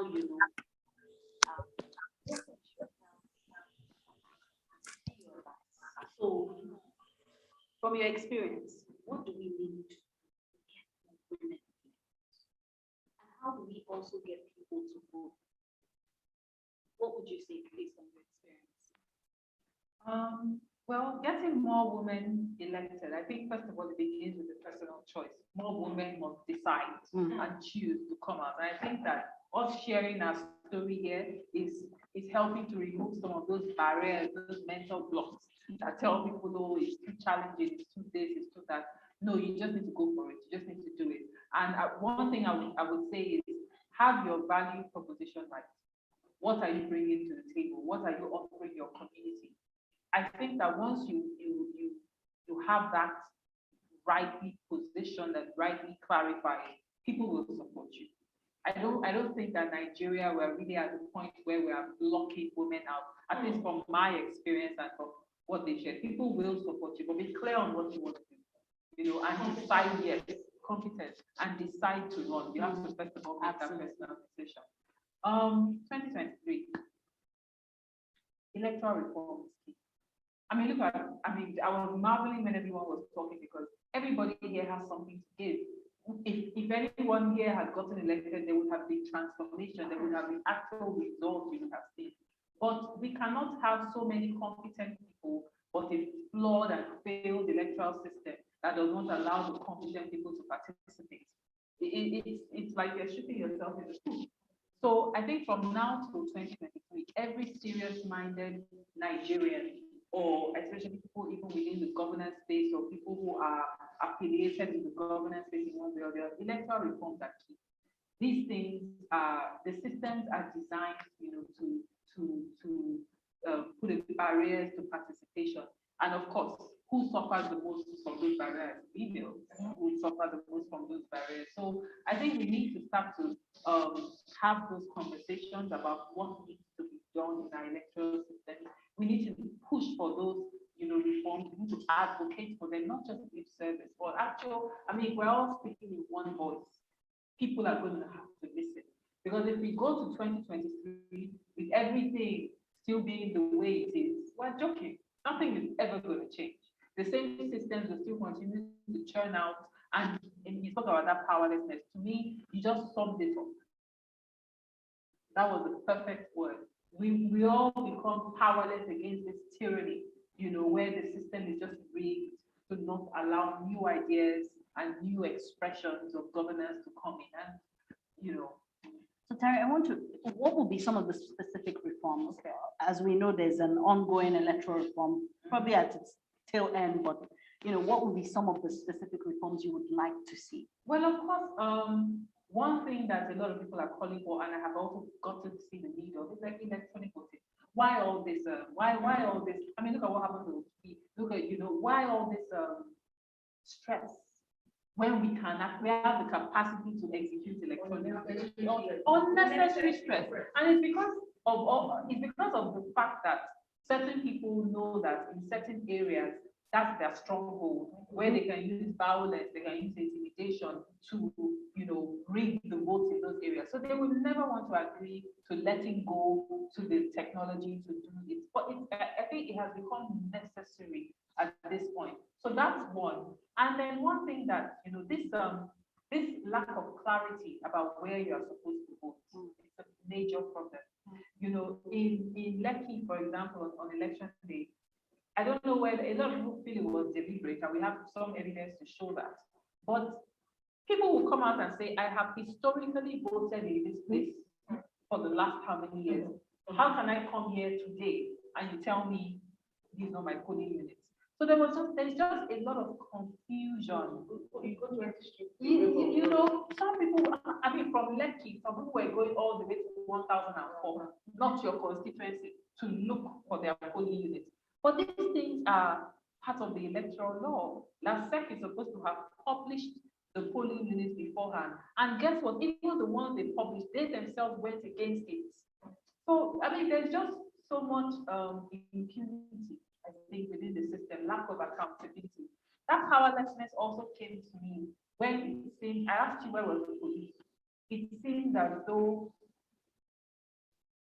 the police, the electoral body seems to be taking instructions from one, side of things. And you're asking, how is this happening? Everybody just seems to be complicit, in the whole system, and that lack of security, it just doesn't work for anyone. So I think these are the we need to put our electoral systems on trial. I believe we need to call it out for what it is, so that these things can be addressed. Otherwise, 2023, 2027, however down the line, it is just going to continue to be the same. Thank you so much for sharing that. Tamara. So, in addition to what Harry said, because she has covered so many grounds, what I'm going to say is that, of course, women have to decide to take part in elections, run for offices. But another thing is that even if you decide you're not going to run for office, it's high time you join political parties. We take active part in political parties. Go online, do research, decide on which political party you want to join. Be actively involved in politics. Politics is not just for men. It's not just for one particular gender or one set of people. It's not just for the elite. Everyone should be, almost every one of us should be part of political parties. Let's be part of campaigns. Let's be actively involved. So when we stand, because we are half of the population already, and then we are just, I can't count, we are just when it comes to electoral positions in the country. So when we are not part of decision making, of course, we are going to be disadvantaged. Of course, they are not going to take some things that are peculiar to us into consideration. So that's the thing. run for office, join political parties, be actively involved in politics in Nigeria. I don't know if I've covered. Yes, yes, everything yes, you yes. had. Thank you. So let's hear from you now. Okay, I would just say, get positive minds like you. For women to support you, get those that think that align with your thoughts. The people that you have the kind of mindset, because along the line, people will actually betray you. Some will talk you down, but you need people that will push you. Yes. And I'm sorry to say, it is not only women. You have men with good intentions. Absolutely. That want you to go far. Yes. In my team, I don't have any woman. They are all men, and they pushed me. At my lowest point, they were the ones that were doing everything. And I will emphasize, without collecting a dime. They did everything in their power to at least push me forward. Get people that you have like minds together, that can work for you, that can push you. And you have to be determined. And they have to be determined along with you. It shouldn't be only you. Yes. And I tell that you should have people that not everybody will support you. Not every woman will support you. You have women that will oppose you. Forget the ones that can work for you, that can push you, and can help you when you're down, that can motivate you. Yes. Get those that will motivate you to want to continue and want to stop. Awesome. Okay, here, are you with us? Would love to hear from you as well.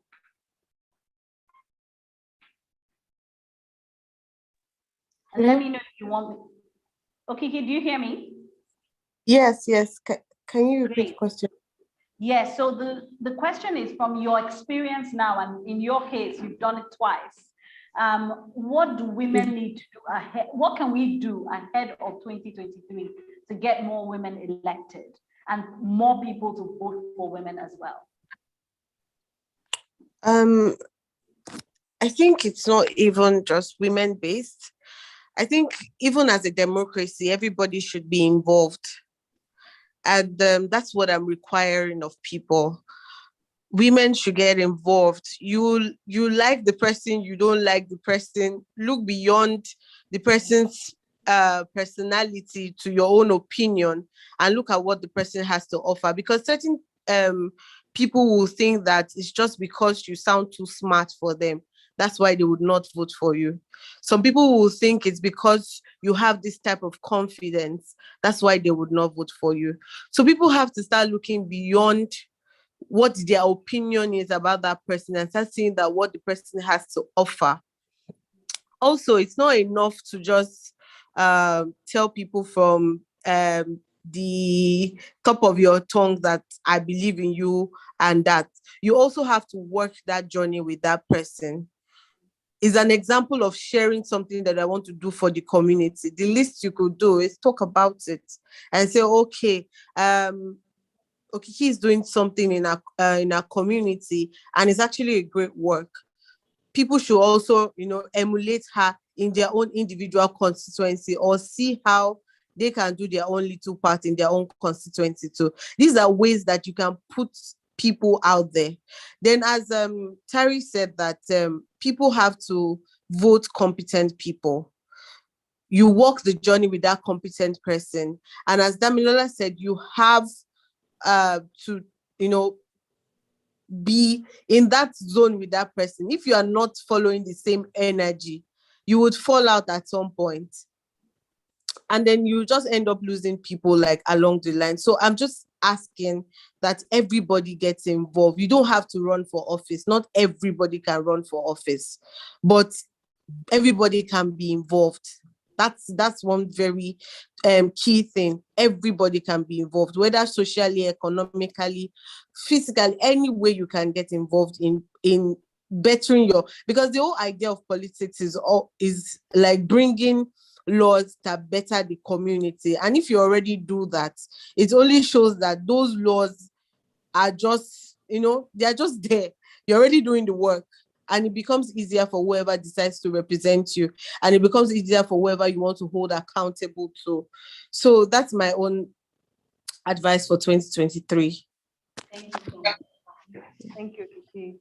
Let's talk about the role of the media, including social media, in promoting, women's political representation. From your experience, how would you define the role of the media generally on social media? I think the media generally can do more. A lot of times you find that people have this attitude of saying, I don't want to be seen to be partisan. So because of that, they will kind of stay away. But I think that's problematic, because how can you stay away from a process that is supposed to produce a next crop of leadership because you say you don't want to be partisan? Then find a way not to be partisan. Find a way to put the spotlight on who is coming out, what is their capacity, what are they going to bring, how are they standing vis-a-vis who is currently in office. I think the media needs to be a bit more proactive about it. Right now, yes, it's more, lead and they will follow. And even if they do follow, it's like, yeah, I don't want to be seen to be here or there.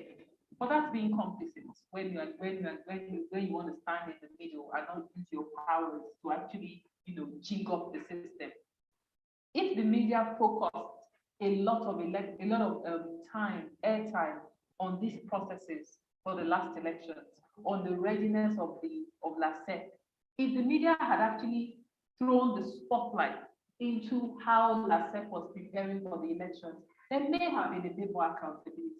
There may have been a bit more, okay, let's behave ourselves because people are watching, but we didn't have that. Everybody is like, well, even sometimes you are informing the media that there is a local government election happening. They don't think it's important enough. It's not presidential, it's not but this is the government that affects us in our daily lives the most. So how can we not participate? When it comes to social media, I think a lot of times all of us on social media are very distracted. We have not yet hammered on things that should be priority. We're very distracted. And I mean, if we put a fraction of the energy we put into a lot of the things on social media on our governance and elections, this country will change instantaneously. But we just have not gotten to we're not there yet. Maybe slowly we're getting there, but we're just not yet at the point, especially young Nigerians, we're just not there yet. Maybe we don't believe that there's actually power for change in governance and elections or that. So slowly, that's where the orientation needs to come in. To let people know that, look, everything you are complaining about, this is the answer. Your involvement in this is the answer for everything. But it's going to take a while, and it's going to take a lot of work just to get young Nigerians on social media to the point where they are like, for every time I pick up my phone, I am an advocate for Nigeria, and I'm going to need to do what I need to do to get us there. Opening conversation. Yes. Dami, over to you. In addition to what she said, talking about distraction, and I feel like media now, especially media houses, are kind of following the trend. Most of what we hear and see are things that are happening on social media. And it's disheartening when I watch the TV, I'm trying to listen to news or something, and then maybe a trend on Twitter or a trend on social media is part of the news. And I'm like, what's going on? I realized during the election that we are the ones that were informing people that there's a coming election. The build up for presidential elections, everyone is talking about 2023 already. And local government election, a week to local government election, people didn't know that there was going to be an election. You're the one informing people, oh, local government election is coming in.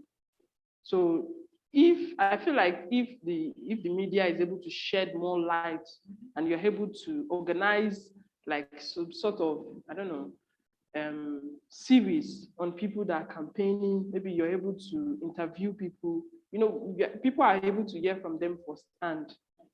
And you're able to, when we shed light on things, we're able to hold people accountable. That's why the media is there. Yes. They're supposed to be the one to show us the things that we cannot see. And I feel like media, they're failing right now in Nigeria. They're failing us right now. And during the local government elections, we didn't really see media coverage like there should be. We didn't see that. If there was media coverage, all these things, when people are doing things, they try to do it in ED. They don't do it outside. So when you see there's media coverage, there's cameras everywhere, everyone is observing the election, we have media observing the election, then all these irregularities will be reduced. Yes. That's one thing I believe. And social media, because during my campaign manager, at this point, I think I've not really mentioned how I might have had a small thing, but they went all out for me. And during my campaign, they were always hammering on social media. I was like, social media is great. Media is a great place to reach thousands of people at once. Door to door is stressful. You're going from one door to another. But on social media, through TV and everything, you're able to reach thousands of people at once, and it's a great platform. But the problem with them is that, things that are serious. I'm a youth, and I'm going to say it's the truth. Things that are serious, things that we should focus on, we don't focus on those things. If things are not trending, we are not picking it up. So you see that I saw Tari's commercial and everything, a video clip, mine, and I saw other people's video clip. Even the video clip for Lecter, I saw it, and all those kind of things, I expected it to be trending, because these are things that we are complaining about. People on Twitter always complain, oh, the government is this, oh, the government. Okay, this is now time for us to take action. These are the things that we want to trend. We want to trend. Even if you're doing it on Twitter, these are people directly speaking to people. Oh yeah, let it trend. These are important topics.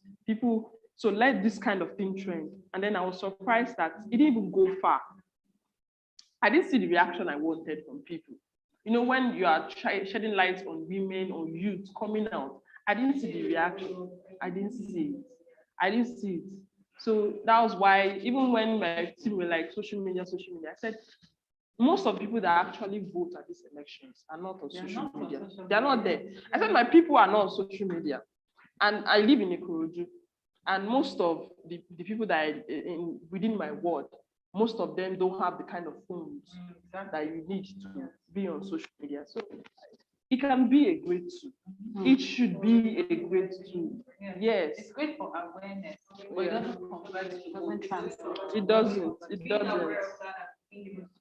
It should be a great way to mobilize people. You're telling people, oh, I'm having a rally tomorrow. You believe in my campaign, you believe in my agenda, you believe in my policy. Come out on this day and join us in our rally. Help us change people's mind to come out and vote. You should see people on ground. It's just like if you have a party and then you post the party, you see people bring it up. So if you say few bears and everything, so I think it's a great tool, but we're not there yet. And I think media needs to do better. So that's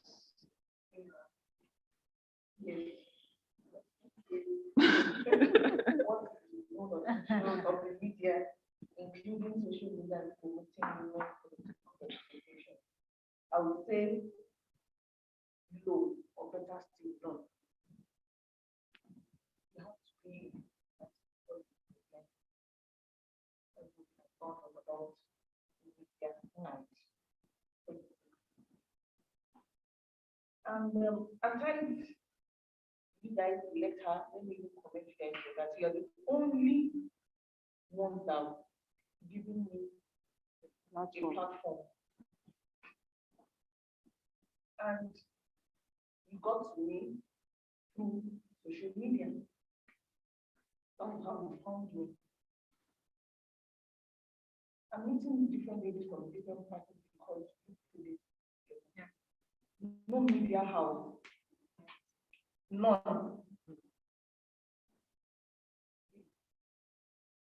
And well, maybe because we are not in the ruling party, I said, but I want to thank you for giving us a platform.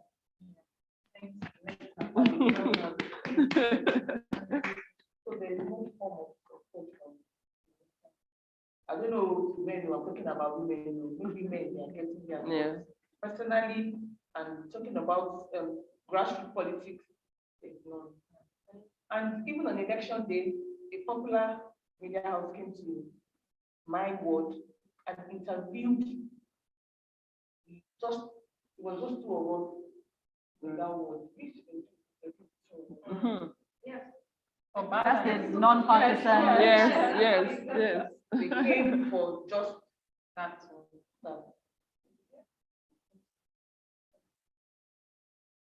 So there's no form of support.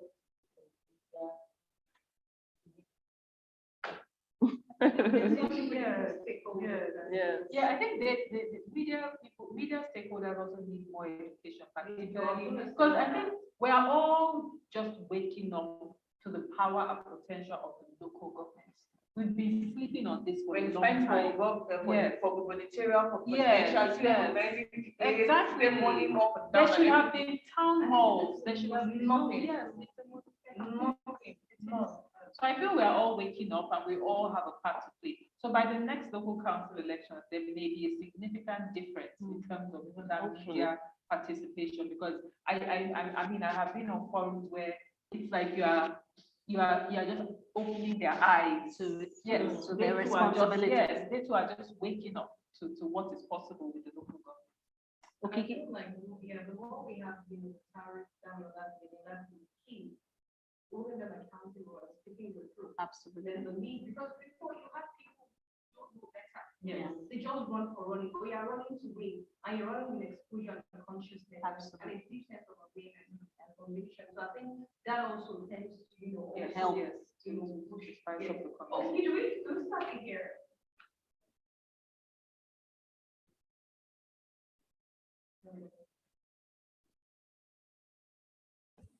Yes, I'm still here. I mean, I completely agree with what everybody has said. They've said it all, like completely. So, first is our media houses should actually do better. At some point during the election, we before the election, I had already told all my agents and canvassers to be our own media and video everything and every little malpractice as possible as they can, because at the end of the day, nobody's going to do that for us. So we had to train them to be very discreet and also try and make as many videos of any election malpractice or anybody threatening them as we could, which if media houses were present there, they would have got it like full hand and they would have been able to escalate the issue better than us individually. So yes, the media houses should do better. Then the social media. So I think one thing we should all do, as much as I'm not also big on social media, but I think from now henceforth, I think we all that have ran should be more visible on social media. For one thing or the other, we have inspired people, and just like follow up is necessary, let's also be open to people with questions and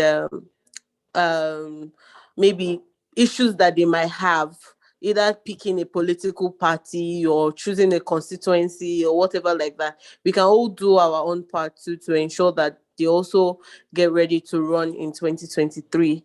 So let's try and be visible, more visible on social media, not for ourselves basically, but for other people. For example, I'm hosting a meet and greet for this Saturday, and this is just an opportunity for people to come around, and meet and talk. We talk about politics and everything surrounding it.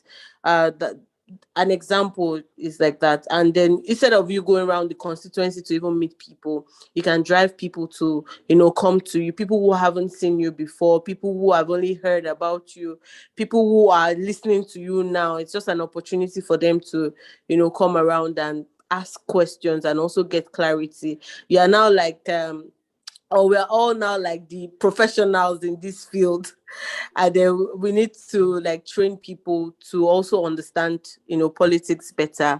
And that's just what I think. Thank you. Thank you so much. We want to attempt to wrap this up in 5 minutes. We've kept people online for over 2 hours now. But it's really important, like you reiterated shortly, that we have these platforms, share your stories and hear from you directly. It's a totally different ball game, even for those of us who do the work, but to hear from you and to ensure that the work that we're doing is really serving its purpose. So as we wrap up, we want to hear some final words from you. And then maybe afterwards, if it's okay, I'll then invite you to talk a little bit about the lecture and how we're thinking about 2023, and obviously, you know, how this is part of all of that. But some final words from yourselves. Of course, we know this is not the last day we'll hear from you, but at least for the people who joined us today and who will watch this, maybe they will watch it when you've been elected. but let's hear from you. Okay. This has been fantastic. I'm so happy that I got to meet you. I know I have met you before. Thank you, Electra. I mean, we just have to keep on. We just have to keep on. You know, it's the roles that we all play in Nigeria's growth and future that we are going to reap out of in the long term. And you know, it's not a sprint. It's a marathon, as I'm learning more and more every day. But I think what I like is that this whole governance space is being demystified. Yes. Like we've just sat here for 2 hours and we've taken the cloak off, you know, some of these myths. Absolutely. And I think the people who are not allowing Nigeria move forward, they thrive in the secrecy. You know, they don't want you to know. I mean, like, cheers to that. Oh, yeah. Like, that was so deep. When I decided to run, these things, some things are supposed to be a matter of public record. But do you know, you cannot imagine how far and what we had to go through to even know what the boundaries of my ward, my constituency are. Yeah. That information alone is shrouded in such secrecy. It's a public record, but you won't know. And they thrive on you not knowing these things because it puts a barrier to your participation.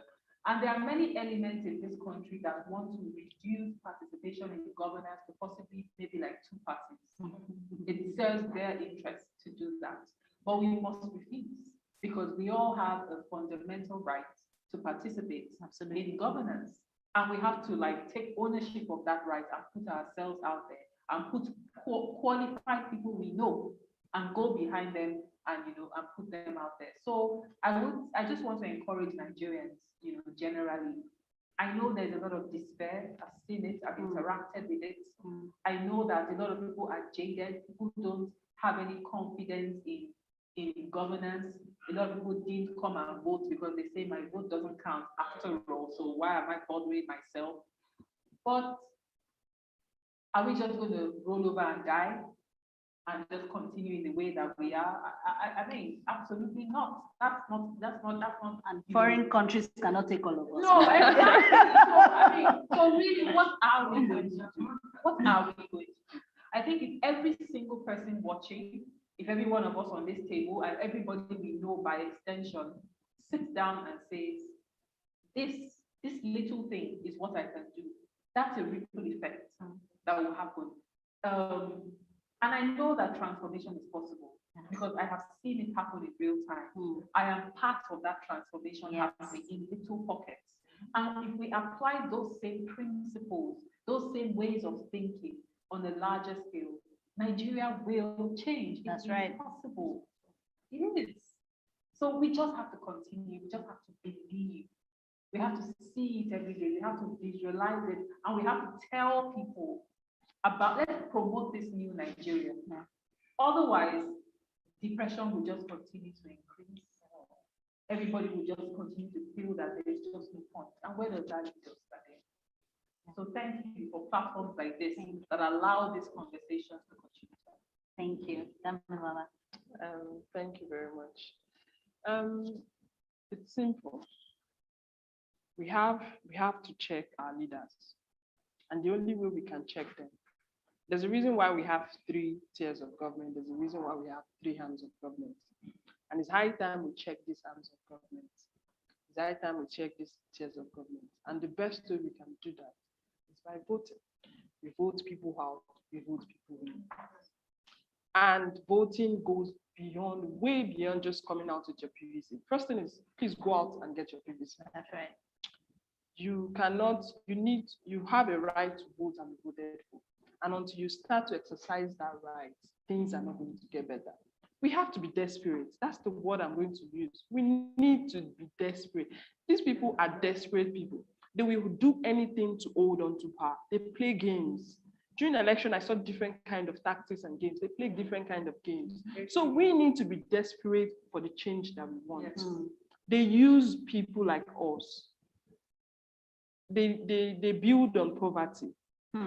That's why poverty is going to continue to be in Nigeria, because they know that the only way they can keep on winning elections, keep on rigging elections, keep on disenfranchising us is with poverty.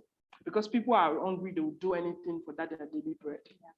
People will sell their future for just today. So the first thing is we need to be desperate for that change. Be desperate not to live in that way you live now, in that state. You need to be desperate for it. They will do anything to get that your vote. And now saying vote does not count. The only way they can continue to rig election is because you are not there. You're not there to protect your vote. You're not there to use your card. You're not there to use your name. They use everything that you're not there to use. So if you're not there to use it, they use it. So if you're there, that's one person less, one vote less for them. That's another thing. So I'm saying now, join political parties, be part of the process, hold LASEC accountable, hold HINEC accountable, ask for reforms. When a loud voice is speaking, it's difficult for those murmuring to even pass a message across. Because all of us, if we are going the same way, if we are shouting the same, if we are shouting, during EndSARS, that was the thing, unity, because we are all shouting and speaking in loud voices and saying, this is what we want. So we were able to reach them. I don't know if we're reaching our president anyway, but we're able to reach them. And they were able to see that, oh, these people really, really want to be heard. So let's be desperate. That's the only thing I'm going to say. Let's be desperate. Thank you so much. Let's be desperate. Yes. And also thank you for this platform. I'm so happy to be part of everyone here today. And thank you very much. Thank you so much for being here. I want to tell everyone don't be rigid. Don't think in one direction. If this isn't working, try another. If it doesn't work, pick another. No one will flog you or chastise you for having your opinion. Voting is just a right.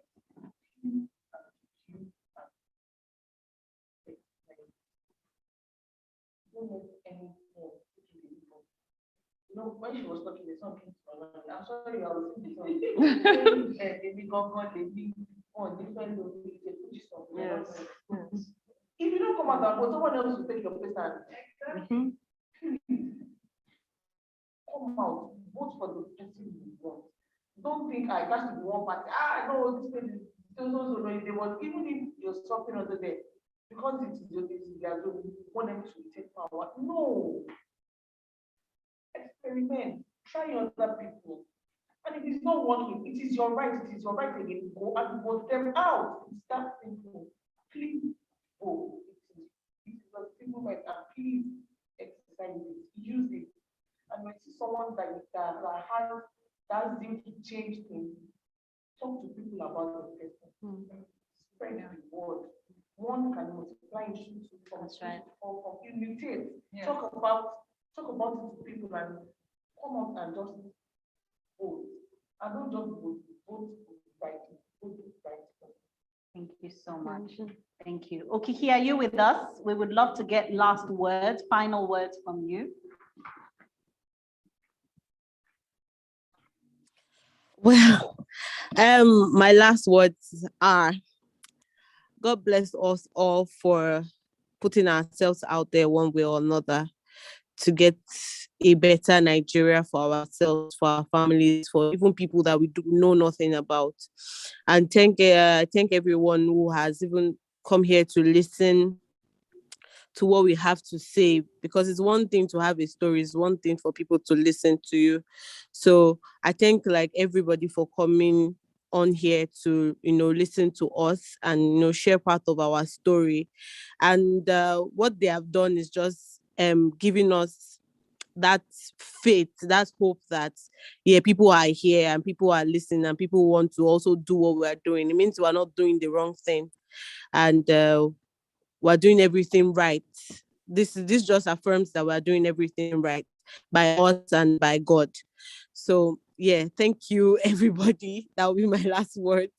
Thank you. Thank you. So we know that people have joined us, Instagram, YouTube, and thank you all so much, Zoom, for being here.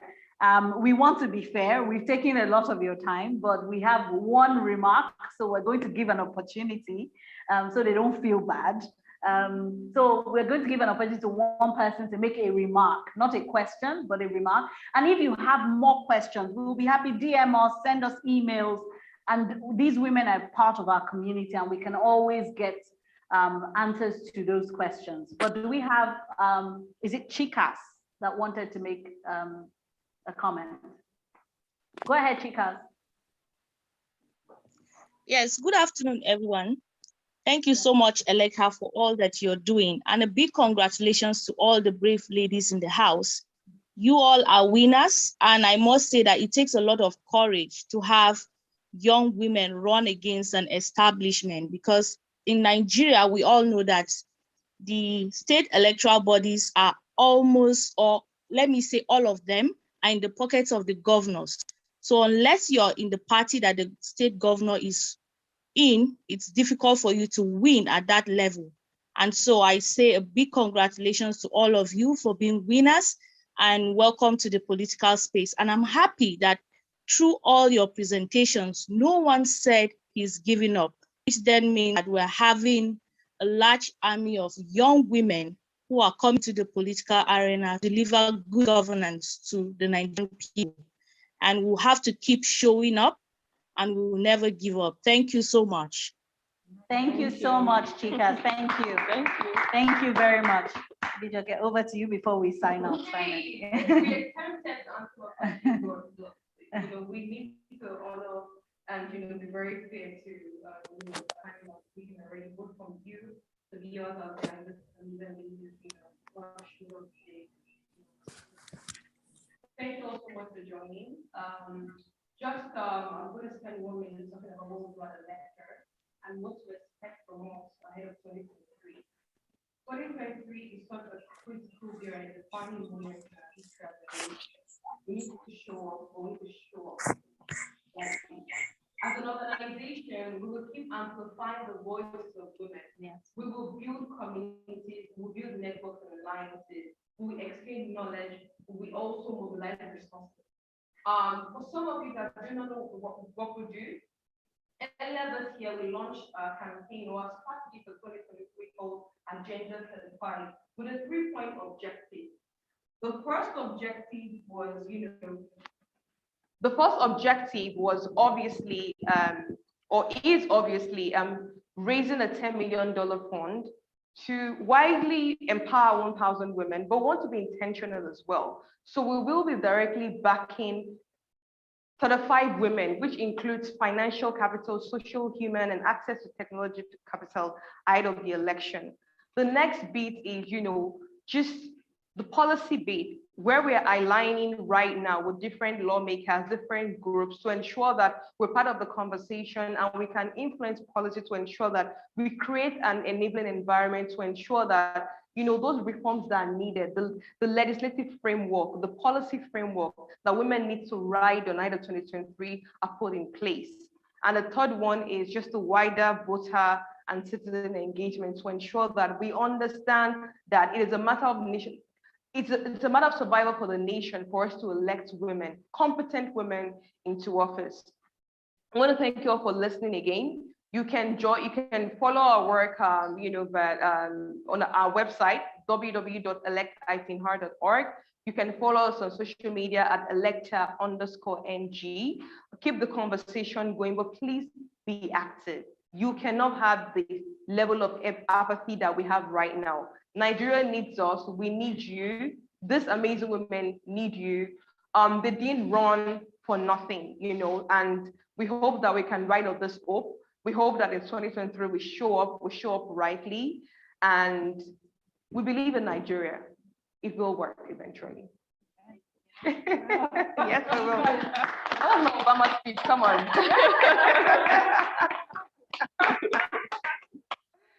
Thank you so much. Thank you.